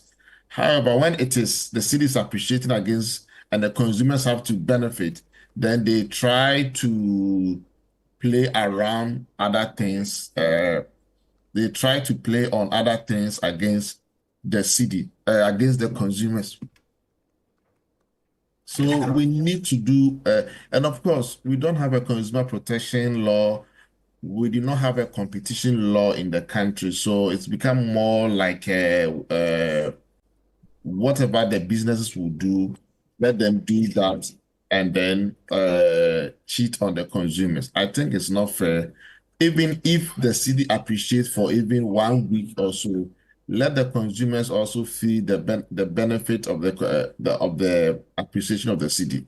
Very well. Fuel prices, we know that it may go up again when the cedi doesn't do well, but at least now, for the past 6 windows, we've seen that gradually every 2 weeks, the price of fuel is going down and we are getting relief. Should we say that, oh, the cedi, this is not sustainable, so we should allow the OMCs and the BDCs to keep the gains on the cedi? That is not the best. I see. Great. Thanks so much, Mr. Pierre Kusi Adumako. Let me come to you studio and wrap up on this particular matter. The Honorable Idris of Husseini, what's the way forward now? I mean, should we be cautious in how we are making the cedi appreciate, or we should just go ahead and continue doing it? And what do you expect in the coming week? You expect the cedi to still be posting such impressive rounds, or you think it will taper a bit or perhaps begin depreciating, or the appreciation will slow down? So, so first of all, you must appreciate that there's a clear strategy, and Prof. Esiama alluded to that clear strategy. The government has in mind where it thinks that a combination of all the strategies can bring the cedi up to. We have obvious gains if we are able to stabilize the cedi. Yes, I agree that the sharp rise or sharp accumulation of value of the cedi is also a matter of concern, because it robs people of the opportunity to plan. And you see, even the discussion you had with the cuts clearly points in that direction, because traders are finding it difficult to reduce their prices because of the sharp decline in the value of their imports, and they want to recoup as much as possible the initial amounts of money they used in importing those goods. So government has a clear strategy, but it bears repetition to say that the monetary policy of the central bank presently is inflation anchoring. Because you see, you are going to be, there's a lot of liquidity in the system. And we appreciate what liquidity does, the excess liquidity does to the stability of the currency. So government is working assiduously through the central bank to be able to mop up that liquidity. And yes, like Dr. Kabiru said, that congruence in policy between fiscal and monetary is deliberate. It's deliberate because you cannot be doing one thing and reversing that thing by another institution. And so at a point when government is satisfied that this is the point to start to stabilize the cedi, you see a loosening of the policy. We don't want to create the impression that the cedi will appreciate. We want to give the people of Ghana the comfort of believing that this policy can stabilize the cedi at a certain point, not even 14, at a certain point between, like he has said, between 12 cedis and 13 cedis, close of year. And so people can expect that the dollars that they have now will maintain a certain value. And those who cannot keep the dollars that they have now will offload it onto and that's just like that's what is happening now. Many people, when the cedi was appreciating so fast had to rush to offload their dollars onto the markets. And so, yes, I think that government will work to ensure, and it bears understanding that the issues addressed by Prof are issues that have agitated our minds. How do we ensure that we finance our infrastructure projects by assessing funds locally? First of all, they're going to be CD denominated. So you're not going to import the volatilities of the dollar into your system. So how do we ensure? And there are many funds that are available in Ghana, and government is exploring the possibility of using those funds, entering an arrangement to use those funds to be able to develop our country. It's way cheaper. It's way cheaper to develop your country. And I say that when we were at the Ministry of Roads and Highways, and then we did this road fund, and then we did the enhanced road fund inflows funds into the road fund account. We're able to do many projects. That's simply awarding contracts in CD denominated terms and not dollar denominated.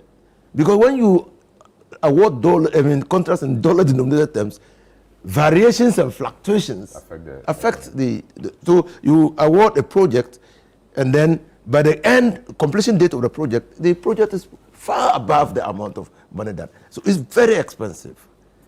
Again, we don't think that we need to terminate those projects that were awarded. We realize that part of the build-up of the cost that this government has to pay is the fact that MPP terminated most of the projects.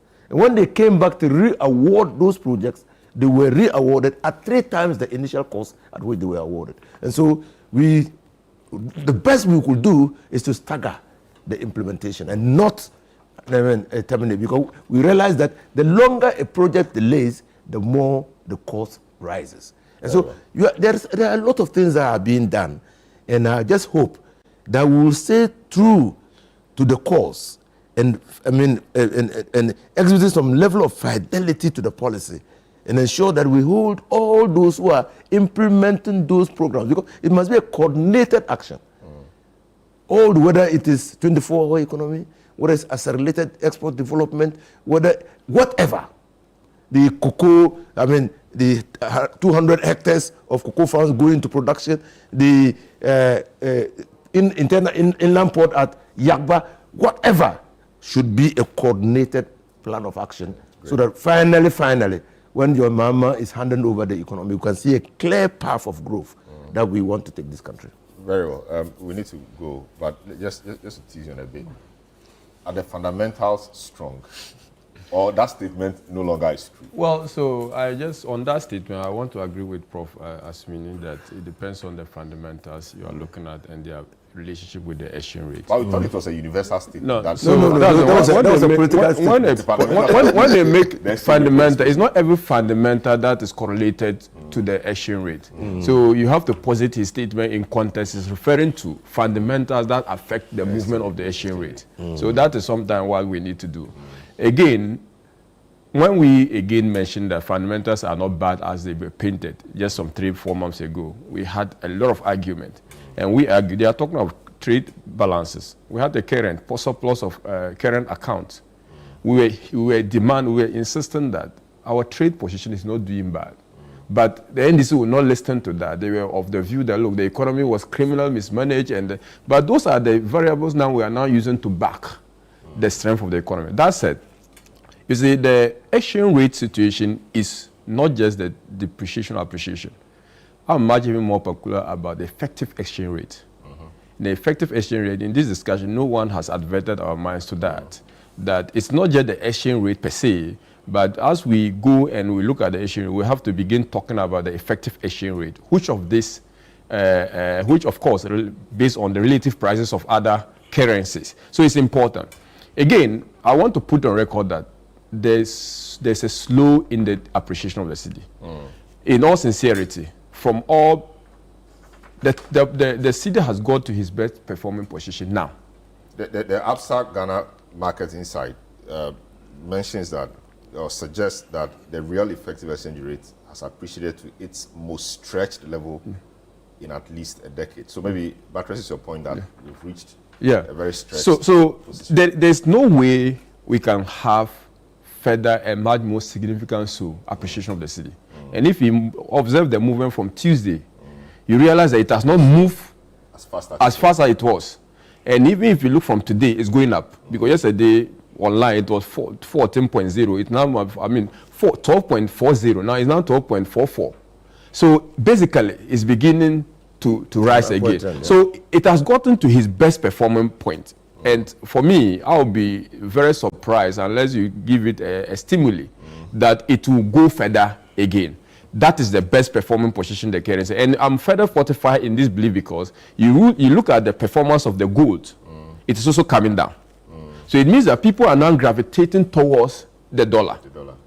So these two views, looking at internal movement of the currency and also the fact that global development in the market, giving the sense that the gold prices are now coming down, the cedi has got its performing point. Now, at what point, I just think now it's okay, just like Prof. Asumin says, we should try to ensure stability because in the previous government, around this time, we have similar performance. Of course, different factors might have accounted. Confidence is one. Different policy direction. It was the same performance of the cedi that we had in the first quarter of the previous government in their first term. So for me, this is what we are.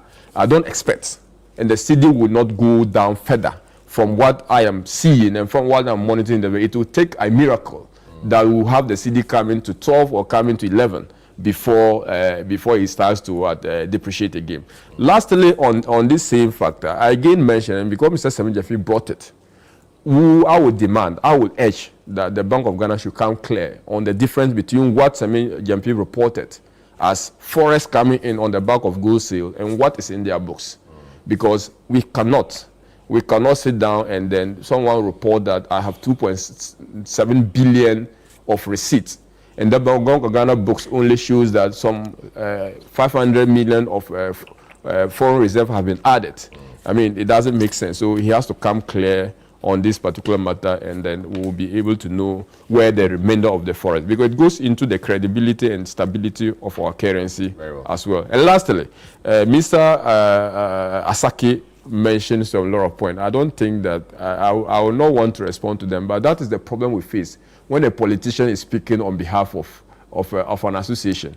In this case, it's a PNC politician. That's the point. In this case, he was speaking like a PNC, but not representing the association, because when you are to represent an association, you have to put all their concerns in the basket. The concerns are those he raised. No, the concerns are not those, because he knows very well that this government didn't hand over an exchange rate of 17 to them. But as a position, when you are referring to 17, it's basically a political statement. No, at some point, it went to 17. At some point, but you don't look at, just like at some point. You also mentioned inflation at 54. Good, at some point, but these are not the point. Are we saying that at some point this government was doing 15%? We're not talking about that now. Because at some point, this government was also doing. I'm making this point that at some point, this same government we are commending that there's something happening was doing 15%. I mean, 15. Right, but we're not talking. We are talking of what the status quo is now and what the status quo was before the MPP handed over. And that's something. When you begin to go that, you are twisting and you are throwing dust, and you are creating the sense that, I mean, things were very bad, like 17 when you took over, but it wasn't so. And I'm repeating yesterday or 2 days ago, I was on this. I mean, came here and someone was saying, look, you were doing 17%, and even their social media communicated, but that wasn't the status quo. What was the status? What was how much was it when you left? It was about 15 when this government handed over. In fact, it was not exactly 15, but just to be fair to analysis and give them on the highest band, it was around 15 when this government took over. So basically, if we're having it at 13, it's a positive move. It's something that will comment. I can't say, I mean, it's not something positive for the economy, but there's also something to lose. And that is what we have lost.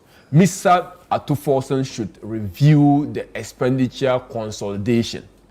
If he doesn't do that, I am very certain in my mind that the normal factors will end around 15 as after predicted, but will end around 17 in 2026. if we don't do anything about expenditure now, and we are front-loading everything to 2026. Very well.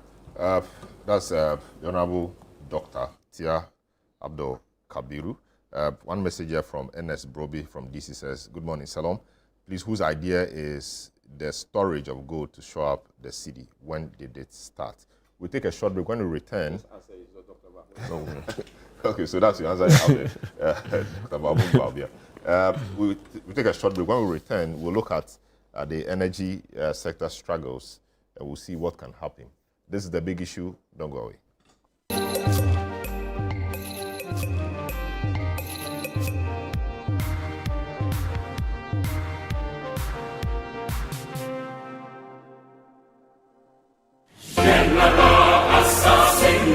Calling all farmers, agribusinesses, and innovators, this is your chance to shine. Channel 1 TV invites you to exhibit at Agri Fair 2025, one of Ghana's largest agriculture exhibitions. From Friday 20th to Sunday the 22nd of June, the A4 Sutherland Children's Park in Accra will come alive with the very best from Ghana's agribusiness sector. Are you a farmer with fresh produce of any kind? Be it crops, livestock or poultry, fisheries or aquaculture, or you're a supplier of agro inputs and processing machinery? This is your platform to connect with the world. AgriFair 2025 is more than an exhibition. Showcase your fresh produce, share your expertise and experience, and grow your business. So, to all farmers with fresh produce, livestock or poultry, fisheries or aquaculture products, come, sell, network, and expand your business. AgriFair 2025, where culture meets innovation. Register now to secure your spot. Call us on 0205 973 973. Come one, come all. Enjoy the freshest farm produce at unbeatable prices. And treat yourself to sizzling kebabs made from beef, mutton, pork, chicken, and more. Great taste, great value. Don't miss out. The AgriFair 2025 is powered by Channel 1 TV with support from 97.3 City FM and is proudly sponsored by Exim Bank, Legacy Crop Improvement Center, and Development Bank Ghana.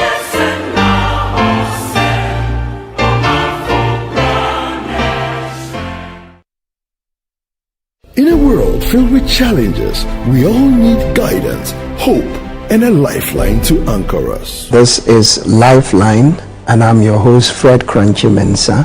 From social issues, relationship challenges, and family matters, Lifeline is here to inspire, uplift, and guide you on your journey. Where we give you support, where we hold your hand through the valley and through the thick and thins of life. Join Bishop Fred Crunchy Mensa. I welcome you especially to Lifeline.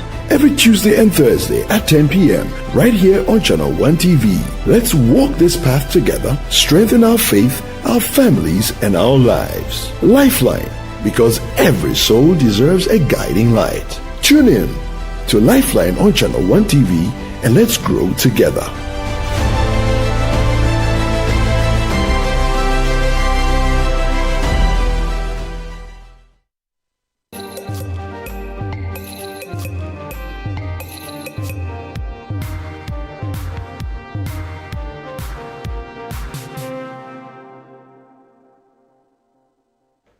Welcome back. This is the big issue, 97.3 City FM. Just gone by as a discussion on the city, whether the rise of the city is sustainable, what we can do, etc. And my panelists proffered a number of views. They generally expect that it will taper and it will get to a certain level, to find its smoothness level over time. But the consensus is that the appreciation is too steep, and that may not be very good. Well, maybe you are not happy, but that's what the economists and the experts are saying. The ordinary person will wish that it will go, as low as 10, so that, it will become 1:10. It used to be 1:1 when we started, or 1:0.8 or so, and then gradually we are at 1:12. So the next matter has to do with the energy sector crisis or struggles. The minister, John Jinapor, has been raising some issues. A lot of debt in the sector, 80 billion, monthly deficit of 2 billion. Now we need some 1 billion to purchase fuel. and all of that, so our lives can remain on. I mean, a lot of debt in the sector, riddled with a lot of debt. But let me give you some updates. The Ministry of Energy and Green Transition has sounded an alarm over a looming fuel crisis, disclosing that it urgently needs 1.1 billion Ghana cedis to procure liquid fuel for power generation. The ministry states that existing fuel reserves are expected to be depleted in just a few days, putting the country at risk of widespread power outages. Channel 1 News' Ni Ayukwe Okain has details in the following report. The Minister for Energy and Green Transition, John Jinapor, has raised serious concerns about the worsening financial situation in the power sector, warning that the government's ability to maintain stable electricity supply is under threat. Speaking during an engagement between the Parliamentary Committee on Energy and key agencies within the power sector, John Jinapor revealed that the Electricity Company of Ghana, ECG, is grappling with a significant monthly revenue shortfall of 2 billion Ghana cedis, which has severely hampered the government's capacity to raise 1 billion Ghana cedis needed for fuel purchases to support power generation. The minister disclosed that Ghana's current fuel stock could only sustain power generation for 2 days and 6 hours, heightening fears of potential power outages. Car Power has just sent us a letter that by 18th, they will shut down the plant because we owe them more than $400 million. IPPs alone, we owe them $1.7 billion. And so it's serious. I must be frank with you, Chairman. Today, as I sit here, this morning, my headache is how to get the next parcel of liquid fuel. The fuel we have to take us 2.6 days. We've placed order for fuel, but it has to be paid. In a bid to shore up ECG's revenue, the minister directed the company to retrieve 1 billion Ghana cedis owed by Ghana Water Limited, which has failed. Ghana Water hasn't paid even 1 cedi for 7 months. We need that money to stabilize the power. If you don't pay 1 cedi for 7 months and it compounds to 1 billion, the power sector will not be stable. ECG must collect the monies. All MMDAs are supposed to pay for their electricity bills. They have to budget for it. So if you take the health sector, it's the theaters, the laboratories, the wards that will be exempted. If you take the educational institutions, dormitories are not part. Restaurants are not part. Only lecture theaters. And so with class. All right, so that was the Energy and Green Transitions Minister concluding that report by Ni Ayukwe Okain. So the sector has reduced a lot of debt. People are not paying for the power they are consuming. He cites Ghana Water Company. And a number of institutions have been in the same difficulty or the same situation. Indeed, sometime last year or two, former MD of ECG, Samuel Dubik Mahama, took on a task of going around to collect money, to collect debt owed by especially public institutions. And Parliament was one of those institutions whose lights were turned off. They paid eventually. Hospitals, even schools, and many other public institutions owe. And so that is compounded the problem. Now, he says we need some 1.1 billion cedis to procure liquid fuel for power generation, saying that the existing fuel reserves will last only a few days.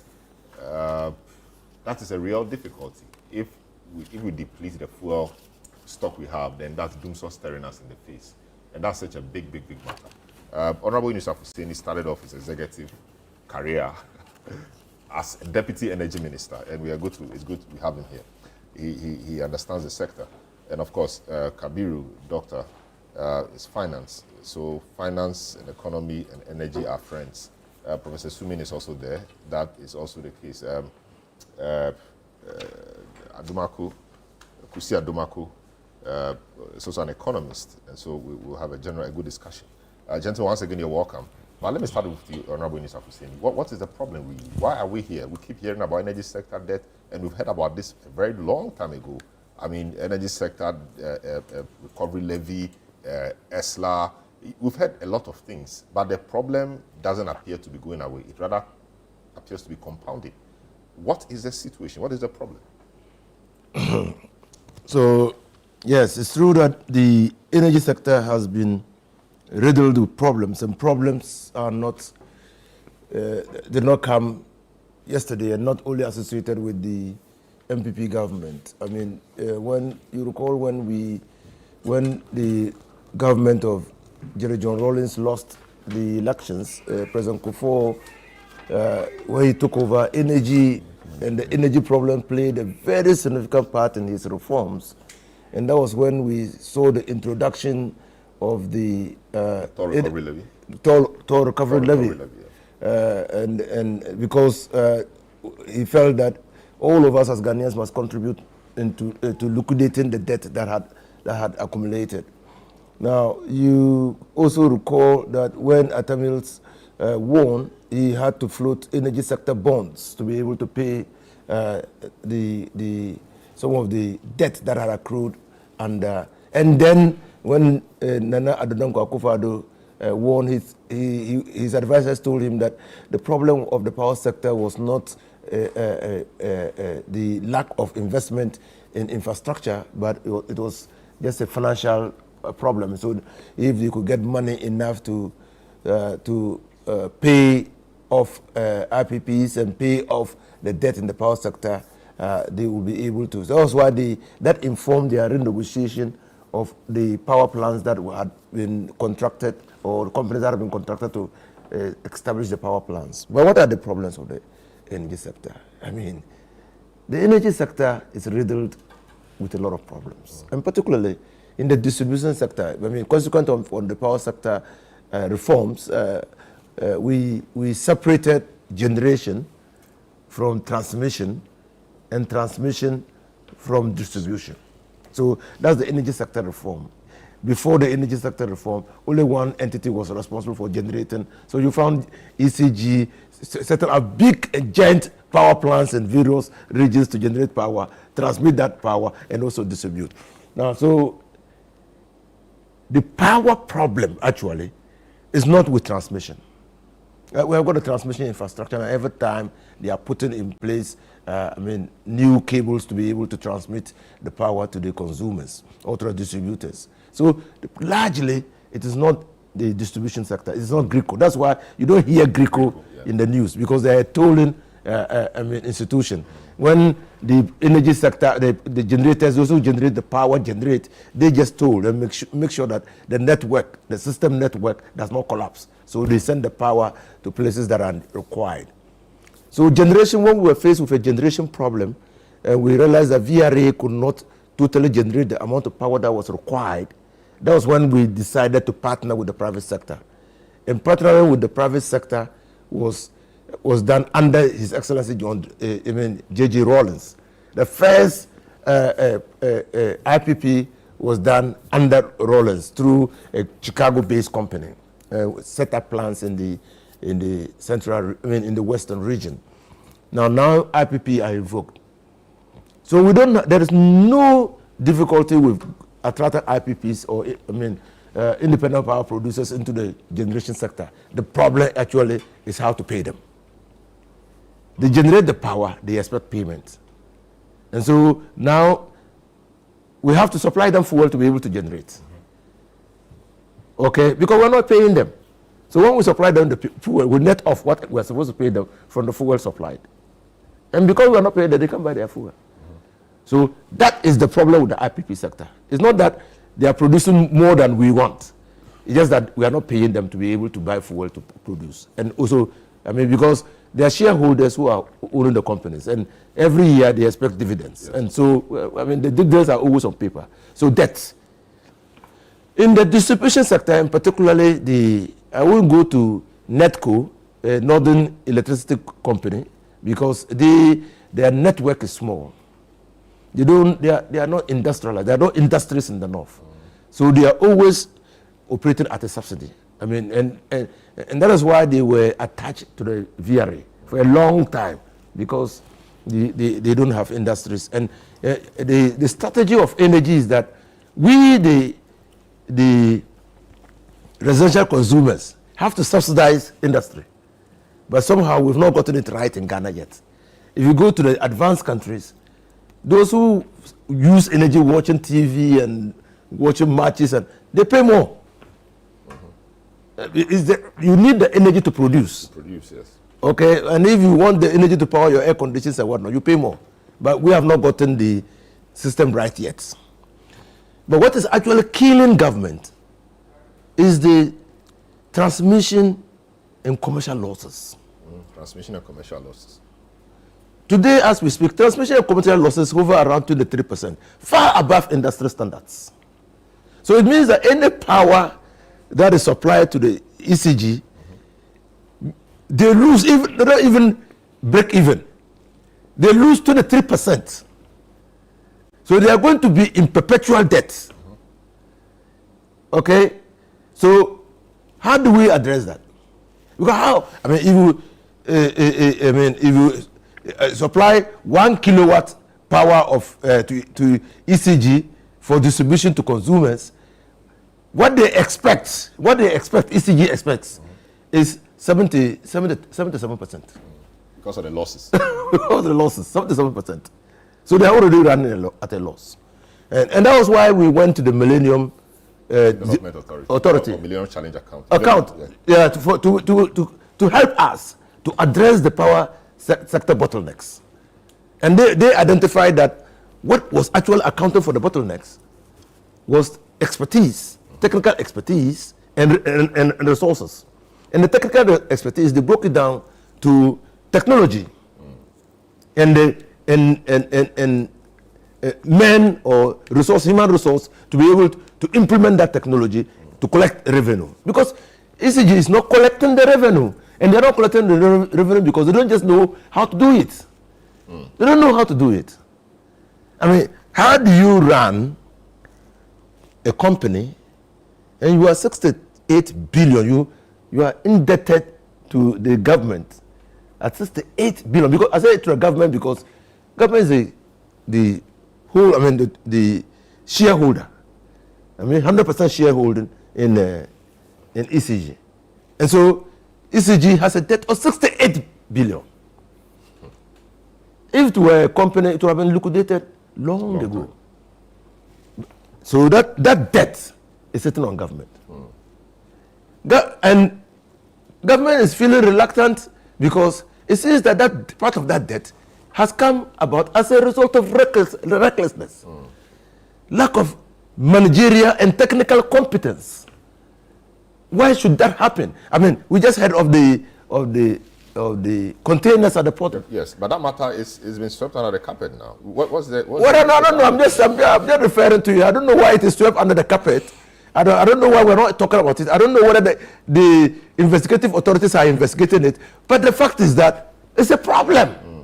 It's huge amount of money that went into that, probably contributing to the 68 billion Ghana cedi debt. Now, if you have a 68 billion, how do you get investment? If Dr. Kabiru has ideas of how to set up IT systems at ECG to ensure that we collect all the money, how do you ensure that we get those who have that ideas to come and partner ECG to collect the money? Because without good collection, ECG is not going to make it. Now, what the minister complained of, he mentioned cow power. Cow power is not in distribution. Cow power is in generation. So if he says the $400 million owed to cow power, he's already discounted even ECG's debt. He said that, well, even if we have that energy, it will go to ECG and they will distribute. But let's find the 400 million to pay. So why is it that, like the water we drink, the water is supplied. We drink the water. But we're not able to account for the water. The power, and when I was at the ministry, I said, look, probably we need to, and I hear they are doing it now, we need to meter the transformers and the substations. Because when they generate the power, they transmit the power straight to an Achimota substation. So we know how much power is going to Achimota. The Achimota substation receives the power and distributes it to various areas for consumption. And there are small transformers hung on poles okay, for particular households. And we know how much power goes there to those transformers. How come that when we go to collect the money, we are unable to reconcile the power that goes to those houses and the money that is collected? How come? Yeah. You see, and so I believe that, and that is where the discussion with the Millennium Challenge account came in. And then they said, look, if it was because of technical and managerial resources and monetary, money, well, let's look for an investor who could come with a 55% controlling interest in ECG to invest his resources, collect the revenue, and then we can do a sharing. I mean, if we do a sharing and we are generating profit, it's definitely better than generating losses and then saying that ECG, we shouldn't have a private participation.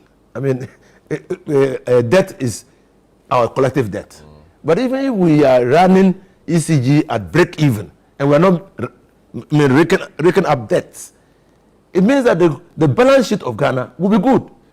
Today, anybody coming to take ECG or to partner government to manage ECG is going to ask government to write out the 68 billion, because no one will want to take ECG with a debt.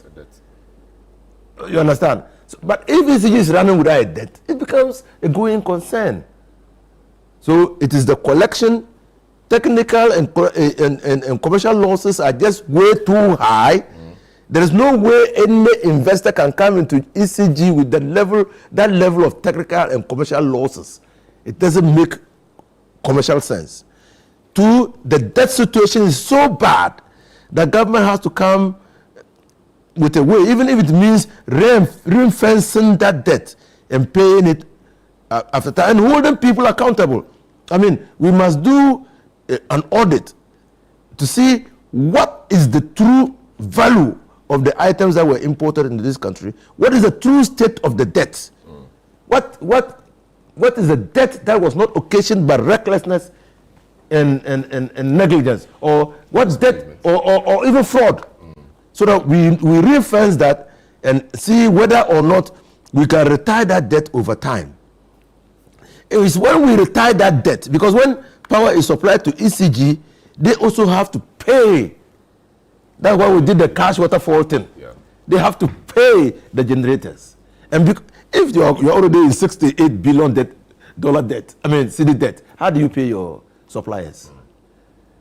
You see how the throwback, because they owe, so it means that they're not generating enough to even pay their suppliers. And these are the problems. They are not problems that you need to look into a crystal ball and see. They're just there. The problems, but it does appear solving them become very difficult. Is it a will to solve them? There's will to solve them. Let's I'd say, look at VRA. An institution that is managed with excellence.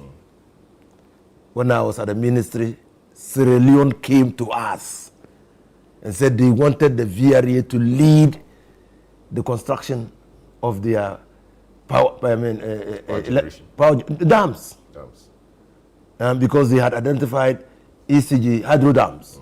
They had identified the ECG as a center of excellence, of engineering excellence. That's in our West Africa, yes, VRA, in our West Africa region, and so they wanted them to lead, and so we entered into an agreement, and so you see that VRA itself started running into problems when political influence and interference started manifesting.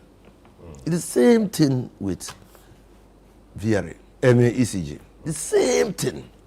It's a Greco. There's a level of interference, but because Greco is a tolling institution, whatever interference cannot have that adverse impact on Greco, because they're not creating anything. They're just moving, and when they move, you pay.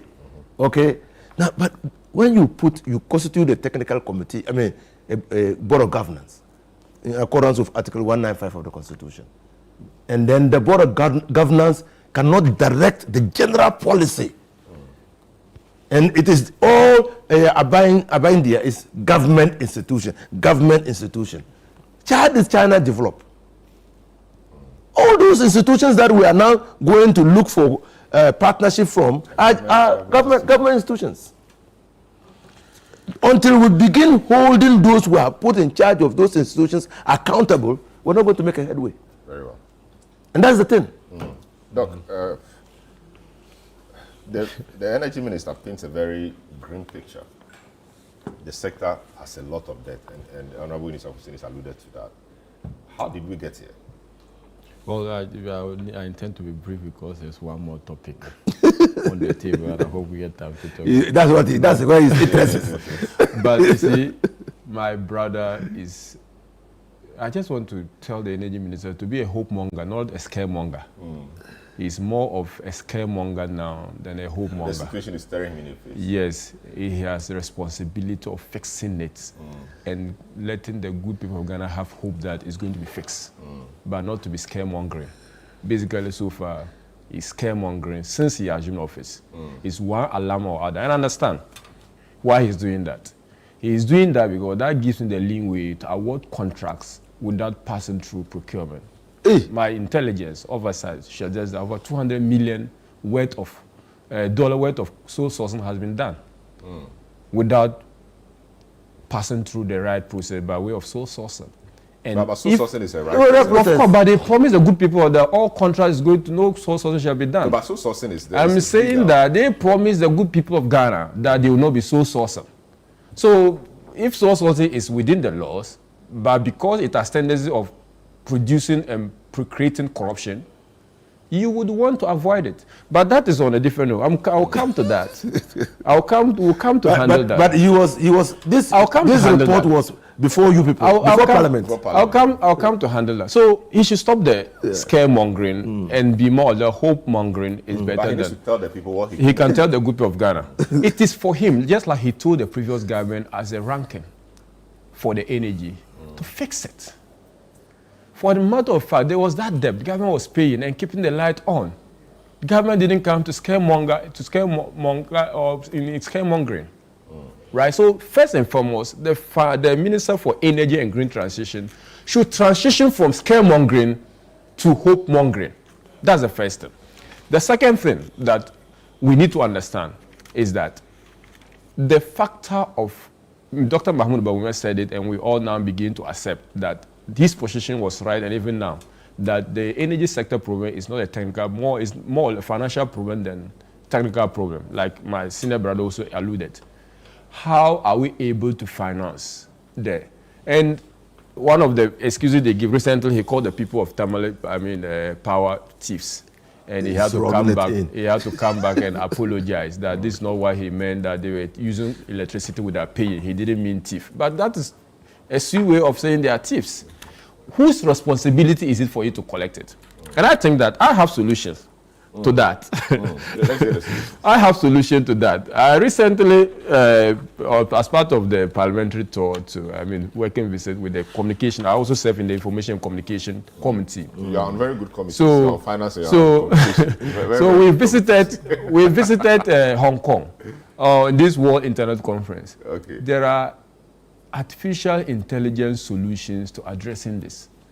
Sitting with the ECG, where you don't even need human intervention, human face, because the discretion is because you are using human beings more in the administration of this metering and collection. If someone is not paying, automatically the light is going to go off. If it's any temper of the meter, the person is going to be put off perpetually. With this kind of solutions, the ministry can, I don't even know why these people, we are now even about 50 or 100 years behind some of these solutions when other countries have. And now there's internal capacity. Young graduates, IT experts are able to design these things. So this talks about privatizing ECG and then dividing it into 5 components and give one to Abna, give another one to Akwessia, give another one to Inusa, and give the other one to Mahama. It's not the solution. The solution is in the ECG taking responsibility and adopting the state-of-the-art technology in addressing that. That requires or limiting the intervention or discretion of human beings. That's the first point. The second point is that once we know also part of the problem is because of transmission losses and due to obsolete equipment, due to, obsolete equipment, for instance. There's a way we can, if you like, the substations are purposes for the management of power, right? Yeah. That if you have a substation, it is to collect the power and distribute it. It becomes a collection point. How can we zone the country so that the generation points are closer to the points that they are being distributed? So that I don't have to transport power all the way from Akusumbo to Paga. Said that when we have the Palugo or whatever dam that is there, it supplies the northern zone, or from Tamale to all the way to maybe Bolga to Paga. These are some of the investments, but that requires maybe long-term sustained investment in a way that puts our power distribution, because distribution losses alone is a great loss that you can't charge it on the consumer. So if I do not consume something, you cannot charge it on me. So now you are producing, and what you are producing is even more expensive than what is going to be on the market for sale. Then when you get to the market, you don't even sell as you should have sold. Then there is a two-pronged problem. So I think that from the distribution part, let's look at the technical equipment that are obsolete, metering that are obsolete, and look, there are still in places that in Accra, prepaid meters are still used for residential purposes.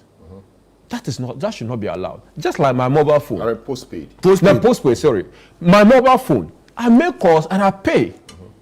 If I don't have money to buy credit, I don't make call. You can't make call. I cannot make call. That should be the system. Of course, I admit that there are some vulnerable and lifelong consumers that the government will have to be sensitive in the spirit of social or welfare economy. We all agree.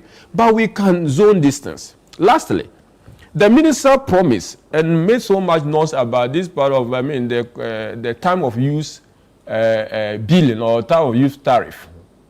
That in the 9, these people are going to be enjoying this kind of tariff in the daytime so that they provide way for industries to be able to thrive. What is limiting, what is preventing the implementation of this particular policy? That the time of use tariff system or tariffing regime should be implemented so that it will free power for the purposes of industrial use, because that is where the problem is. And if we implement it, we will know where to divert the power. They will not even be doing so. That will help you to even manage your power rationing in a way that seamlessly people will not even experience doom so. And that is another issue. Lastly, the point about payment of IPPs. You see, the decision we all admit, I don't know whether for good reasons or for bad reasons, that our IPP contracts are so expensive. They are very expensive. And that was one of the reasons why the previous government decided to go into the energy sector recovery reform or energy sector reforms. As part of it, the IPP renegotiation.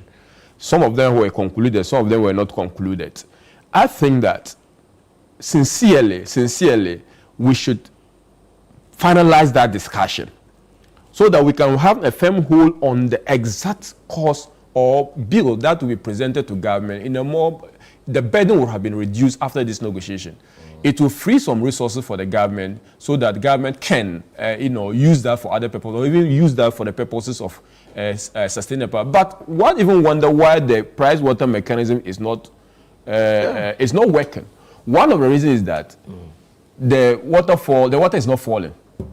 But small falls. No, small falls. Let the people see. Small falls, so and they decide to prioritize the use of that money. Maybe they pipe it. First, the rains have been poor. And the second reason is that once the rain falls, people direct the rain somewhere. That's the problem. Okay, and that is where the problem is. And I think that transparency as to revenue and as to distribution by the formula of that revenue should be enhanced. So that if every month you are getting something small. Everyone knows what they are getting, and no one would be asking for what is not due. So I think that has to be done, and I know why it's not done. The ECG wants freedom, the laxity, to use the revenue as a so wish and determine who should get a check or not to get. And it is not for the ECG to determine that. There's a mechanism. There's a mechanism we so agree to. And I think that the minister should insist that the ECG brings, transparency. Not just the ECG, the Ghanaian people. Once we begin to know that, okay, we are not paying as much as we should pay, people will begin to sympathize that this problem is not from government. It's for our own self, because government is producing this much, supplying this much, but the consumer are paying this. If we all see that, and they even institute quarterly reporting or even monthly reports of what is happening in the ECG by way of revenue shortfalls, people will sympathize with the ECG. People who think that government is spending money so they can also steal power, and as something they are also getting from it, they will probably begin to review their thinking or their thoughts on this particular issue. And I think that if the minister does that, it will help us. But all in all, for the ordinary person, for me, being the one to hold government responsible, my major concern is the power should be on.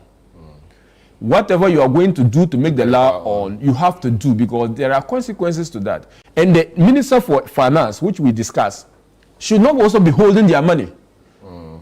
He should release the money to my brother Jinapor so that he will stop the scaremongering. He should. The money is being work done. Car Power has done work to the tune of $400 million. Pay them their money. Don't jeopardize industries and lives, because our life, hospitals depend on that. Don't jeopardize businesses and life because you want to keep exchange rate afloat. Don't do that. If you do that, it's not that. Yes. From the past. No, and I'm saying that it's dead. He has to pay. He has the responsibility of paying. But so if why is the man not there? What's the person? What's the money? It's not paying. It's not that straightforward, though. Kabiru, you know that it's not that straightforward. Government is not, by the arrangement put in place, entitled to take the debt of ECG. What government will pay is what we call the cross-subsidy thing. Now, government has decided that there are lifeline consumers. How much does government owe ECG?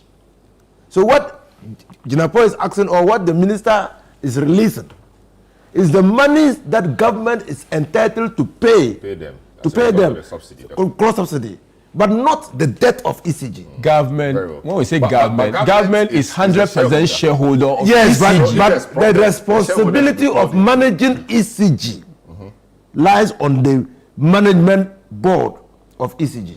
But by extension, it comes back to government. So that's why we must first of all understand. I don't dispute that. That if we are going to say that government should pay, it means that all debts of the state. So government must ensure that these people manage, so that they don't come back to them. That's it. That's the thing. But in the meantime, there's some debt. As to whether the cross-subsidized amount, the difference between is enough.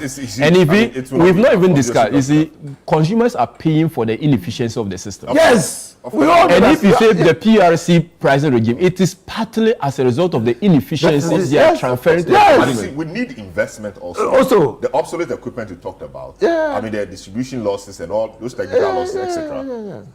A lot of them will be dealt with if we have state-of-the-art equipment. But and we have good management. That's huge. Good management. You can't import this number of containers when you are already crashing. If I bring my solution, I told I have. If I bring my solution, probably for political reasons, they'll say, "Oh, it's MPP person." No, it's not. They will not. But there are solutions. Everybody's quiet on the container. But let me speak to. No, the container is not. They are quiet because of the noise they made about these containers. There's nothing in there. They know where the container. The National Security Report asking them to be released was not a national security report of the previous government.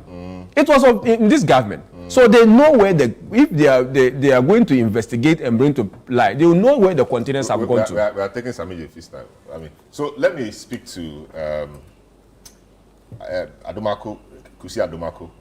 I'm sure he will have a few things to say on this in respect of the customers or the consumers, etc.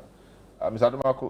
Adomako, this matter has been with us for a very long time, and it does appear that we are not making any progress. What are your quick fixes, and how would that translate to the consumers having some respite?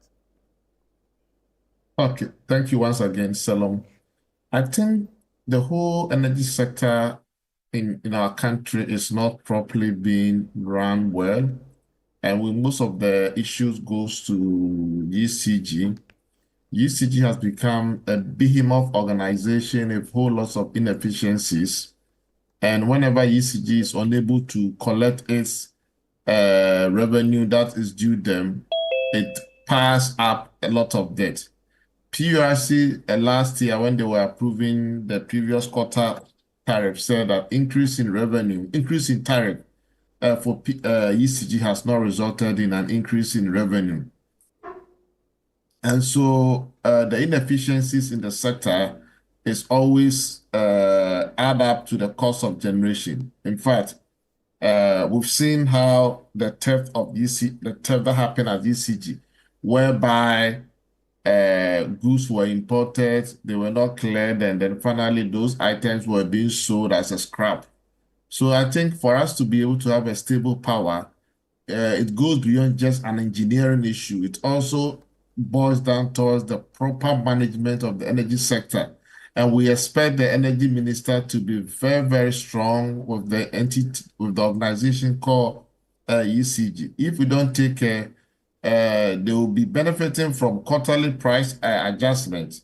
And one day we realize that even the equipment that they are using to even provide the services are almost outdated. We've been told that most of the equipment are even not fit for purpose, and yet they've been getting a lot of revenue, and we don't know where they use their revenue for. So we want to have a broader discussion. But for the minister, I think the minister has been seen more like an alarmist.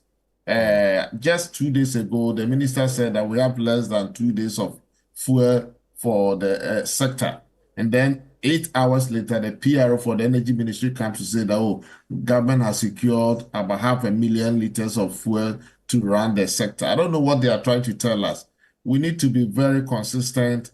We need to sit down and solve the problem in a 360. If we don't do that and we focus on one sector, one side of the problem without considering the entirety of the problem, we will never resolve the crisis facing the energy sector. And I know for sure that there has been some talks by the energy minister that ECG was to go to privatization. And in fact, even before the committee was set up, the committee was called ECG Privatization Committee. And I think that was wrong, because you are setting up a committee to research and come up with their recommendation, and you give them the name Privatization Committee. It means that you know what you want to do, but we are rather going to use the committee to come and give you to rubber stamp your idea. I think we must have a clear and focused mind, to objective in anything that we want to do, and also be open to ideas, new ideas. And the minister must also engage in a broader consultation. Sometimes, by the time you hear, we learn that the minister has met some energy sector CSOs, and few CSOs even called into that meeting without inviting other CSOs who also bring different perspective to the discussion. I think that kind of the selection of fewer engagement is wrong. The minister needs to, be very comprehensive in his public sector engagement and stop sidelining of some group and working with some. I'm even told that there's even a downstream petroleum sector downstream committee, which the committee was not even announced in the public, but we are told that people have been selected to work on to come up with some. So you're calling for greater transparency. If they are doing something, everybody must know, so that we know what to expect, and he should expand the scope of, for example, the CSOs he uses or he consults with. Is that the point? Yes, and also beyond the CSOs, I think in this country, we are a country whereby we are not making use of the academia. Anything that government is doing, government will just, call few people. We need to get academia to come in. Sometimes you can even get people of different school of thought, those who are pro, those who are against, and then let's kind of triangulate on the various points and say that we can make a proper decision. When you go to the US, any major thing, you will see that Congress will call various academic professors with different school of thought, and then they listen to opinion from both sides, and then they'll be able to make a very good decision. But in this country, hardly do we even hear that, professors from our universities, energy economists are being called in this matter. And it's wrong that government pays our professors and we spend money on our investees, but yet we don't even want to involve them in the decision making. It's wrong, and I think that it has to start from now. Very well. Thank you. Very well. Thanks so much. We've been joined by Ben Insia, who is an energy sector analyst. Ben, welcome to the program. Yes. Of course, just quick. What solutions should we have to the problems the energy minister keeps talking about? Debt. How do we start to pay? Increase tariffs? What do we do? I think tariff increments will not be the best thing. Before we even profess solutions, we must know the sources of this debt. And I also think that these issues of debt recurrence is not a new thing. They've been with us since 2019. So it disturbs me whenever I hear that we have these huge numbers of debt to pay, or we have this huge amount of debt to pay on daily basis. They are not new. I think if the minister looks at what we call the Ghana Energy Sector Recovery Program report, launched in 2019 with assistance from the World Bank, he stated all the sources of debt in the power sector. One is the contracts we signed. Some of the PPAs were not in favor of Ghana, and at that time, they were giving us more than $400 million debt annually. If you take some of the gas supply contracts, they were not in favor of Ghana, and they were also giving us more than even $600 million annually debt. If you come to the other sector, transmission losses were giving us $400 million. The other part of arrears, where government shares 80% of these arrears in the power sector. So the sources of debt are known, and each year we know how these debts come out. But as a country, we've not built a consensus in how to resolve these debt issues one for all. We thought that maybe using ESLA, we could have resolved this particular debt issue. But as we speak, ESLA cannot fund this debt. I've stated this somewhere and I'm repeating it here. ESLA cannot fund the debt because ESLA, on the levies, on the build-up, we have only energy debt recovery levy and what we call the energy sector recovery levy. The other two levies on electricity are public lighting levy and national electrification scheme levy. National electrification scheme levy is for power infrastructure and not to pay debt. Public lighting levy is for paying the usage of power by what we call the street lights. So they don't also pay that. There are only two levies on the petroleum build-up that pays or that pay the debt in the power sector. That is energy debt recovery levy and energy sector recovery levy. And even the energy debt recovery levy, it is only a part of it that pays power, because part was meant for petroleum downstream. So today, energy debt recovery levy and energy sector recovery levy gives us only about 4.5 billion Ghana cedis, as against a shortfall of about 27 billion Ghana cedis, as quoted in the appendix of the budget. Or when you hear the ministers, they mention 30 billion Ghana cedis debt in the past. So we know the sources, but building a consensus and instituting a plan in resolving this particular challenge is the major problem of this industry. I think that from the previous government till date, we've not had a plan of how to resolve this particular challenge once and for all. I think that that discussion must come up, so that if we think that we need to create certain stabilization fund to support procurement of emergency fuel, because all that supply contracts have been signed already. If we need that stabilization fund, either creating a fund in the budget and allocating resources from other sources of revenue into that particular fund, we need to consider that. If we are also thinking of getting private sector participation in paying some of these debt, we need to also consider that. If you also think that getting loans to offset these debt, we need to look at it and then get a new strategy of how to promote efficiency in the system. I think that I heard some of the panel mention that privatization may have a challenge. I do agree with the panel somewhat, because in theory, private sector participation in the affairs of government business is very accurate, because the theory tells us that when the private person can, because of profit maximization, the private entity will ensure cost effectiveness, cost efficiency, and will promote discipline in the management of these institutions. But in Ghana too, we've seen certain private sector participation with government, which has led to certain losses in some of the industry. So it also has to do with how we are modeling our human institution to be very disciplined and cost efficient in the management of public institutions as well as private institutions. So, and also the selection of the private participant in the whole process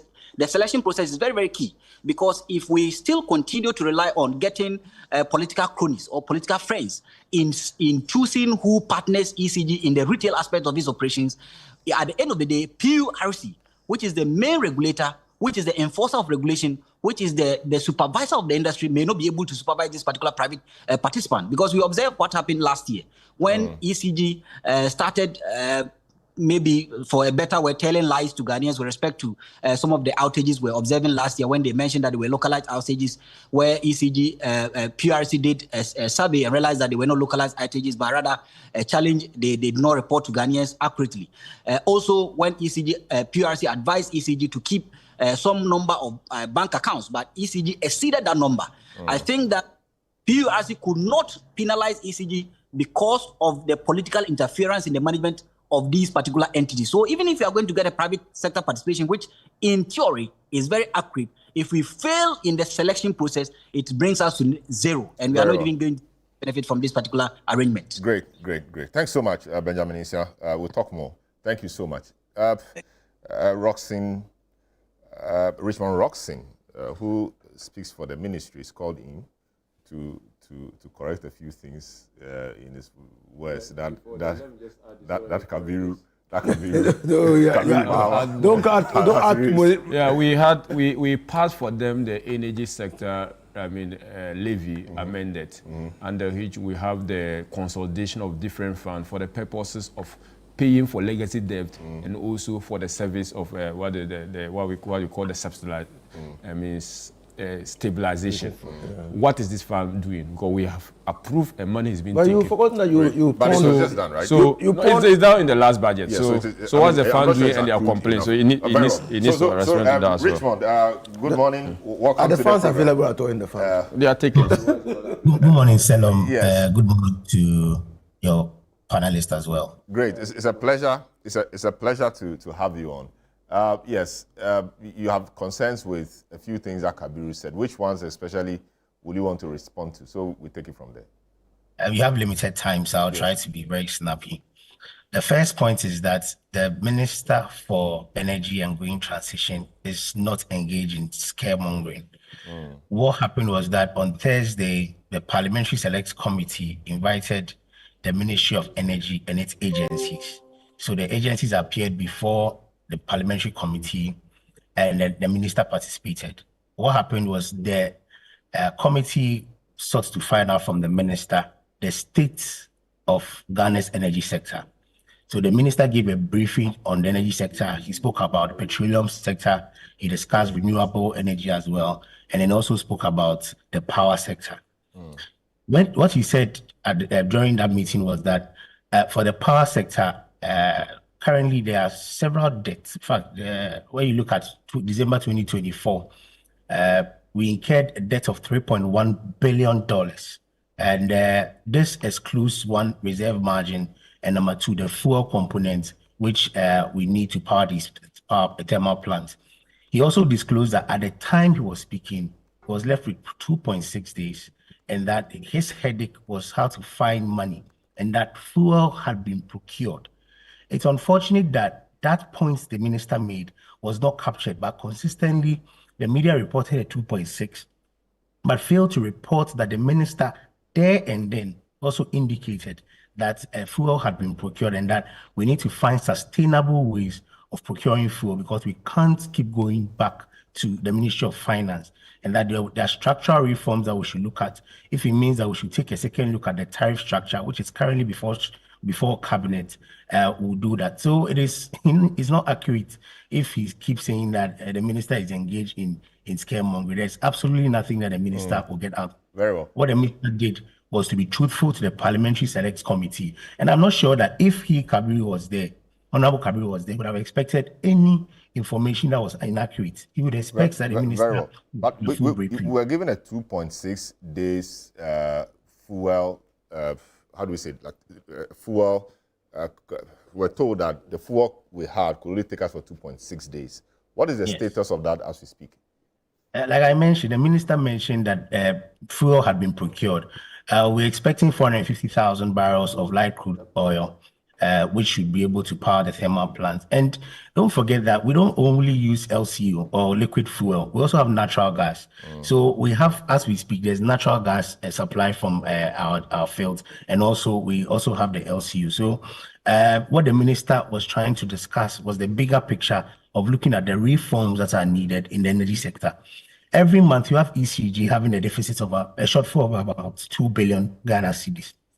If any business has a deficit of that nature and is also making losses cumulatively, which should be about 40%, there's no way you'll be able to survive. And these are the bigger pictures that they are looking at. For the private sector participation, which is also another way to resolve the challenges that currently we face, Cabinet has approved that what we'll be looking at will be the billing and collection. That is the most significant part. It's not the entire sale of ECG, no. It's just a component of it to make sure that ECG is able to bill and ECG is able to collect. Beyond that, there's also been an intervention where Cabinet has approved that all MDs, that's ministries, departments, and agencies, should pay for electricity consumed.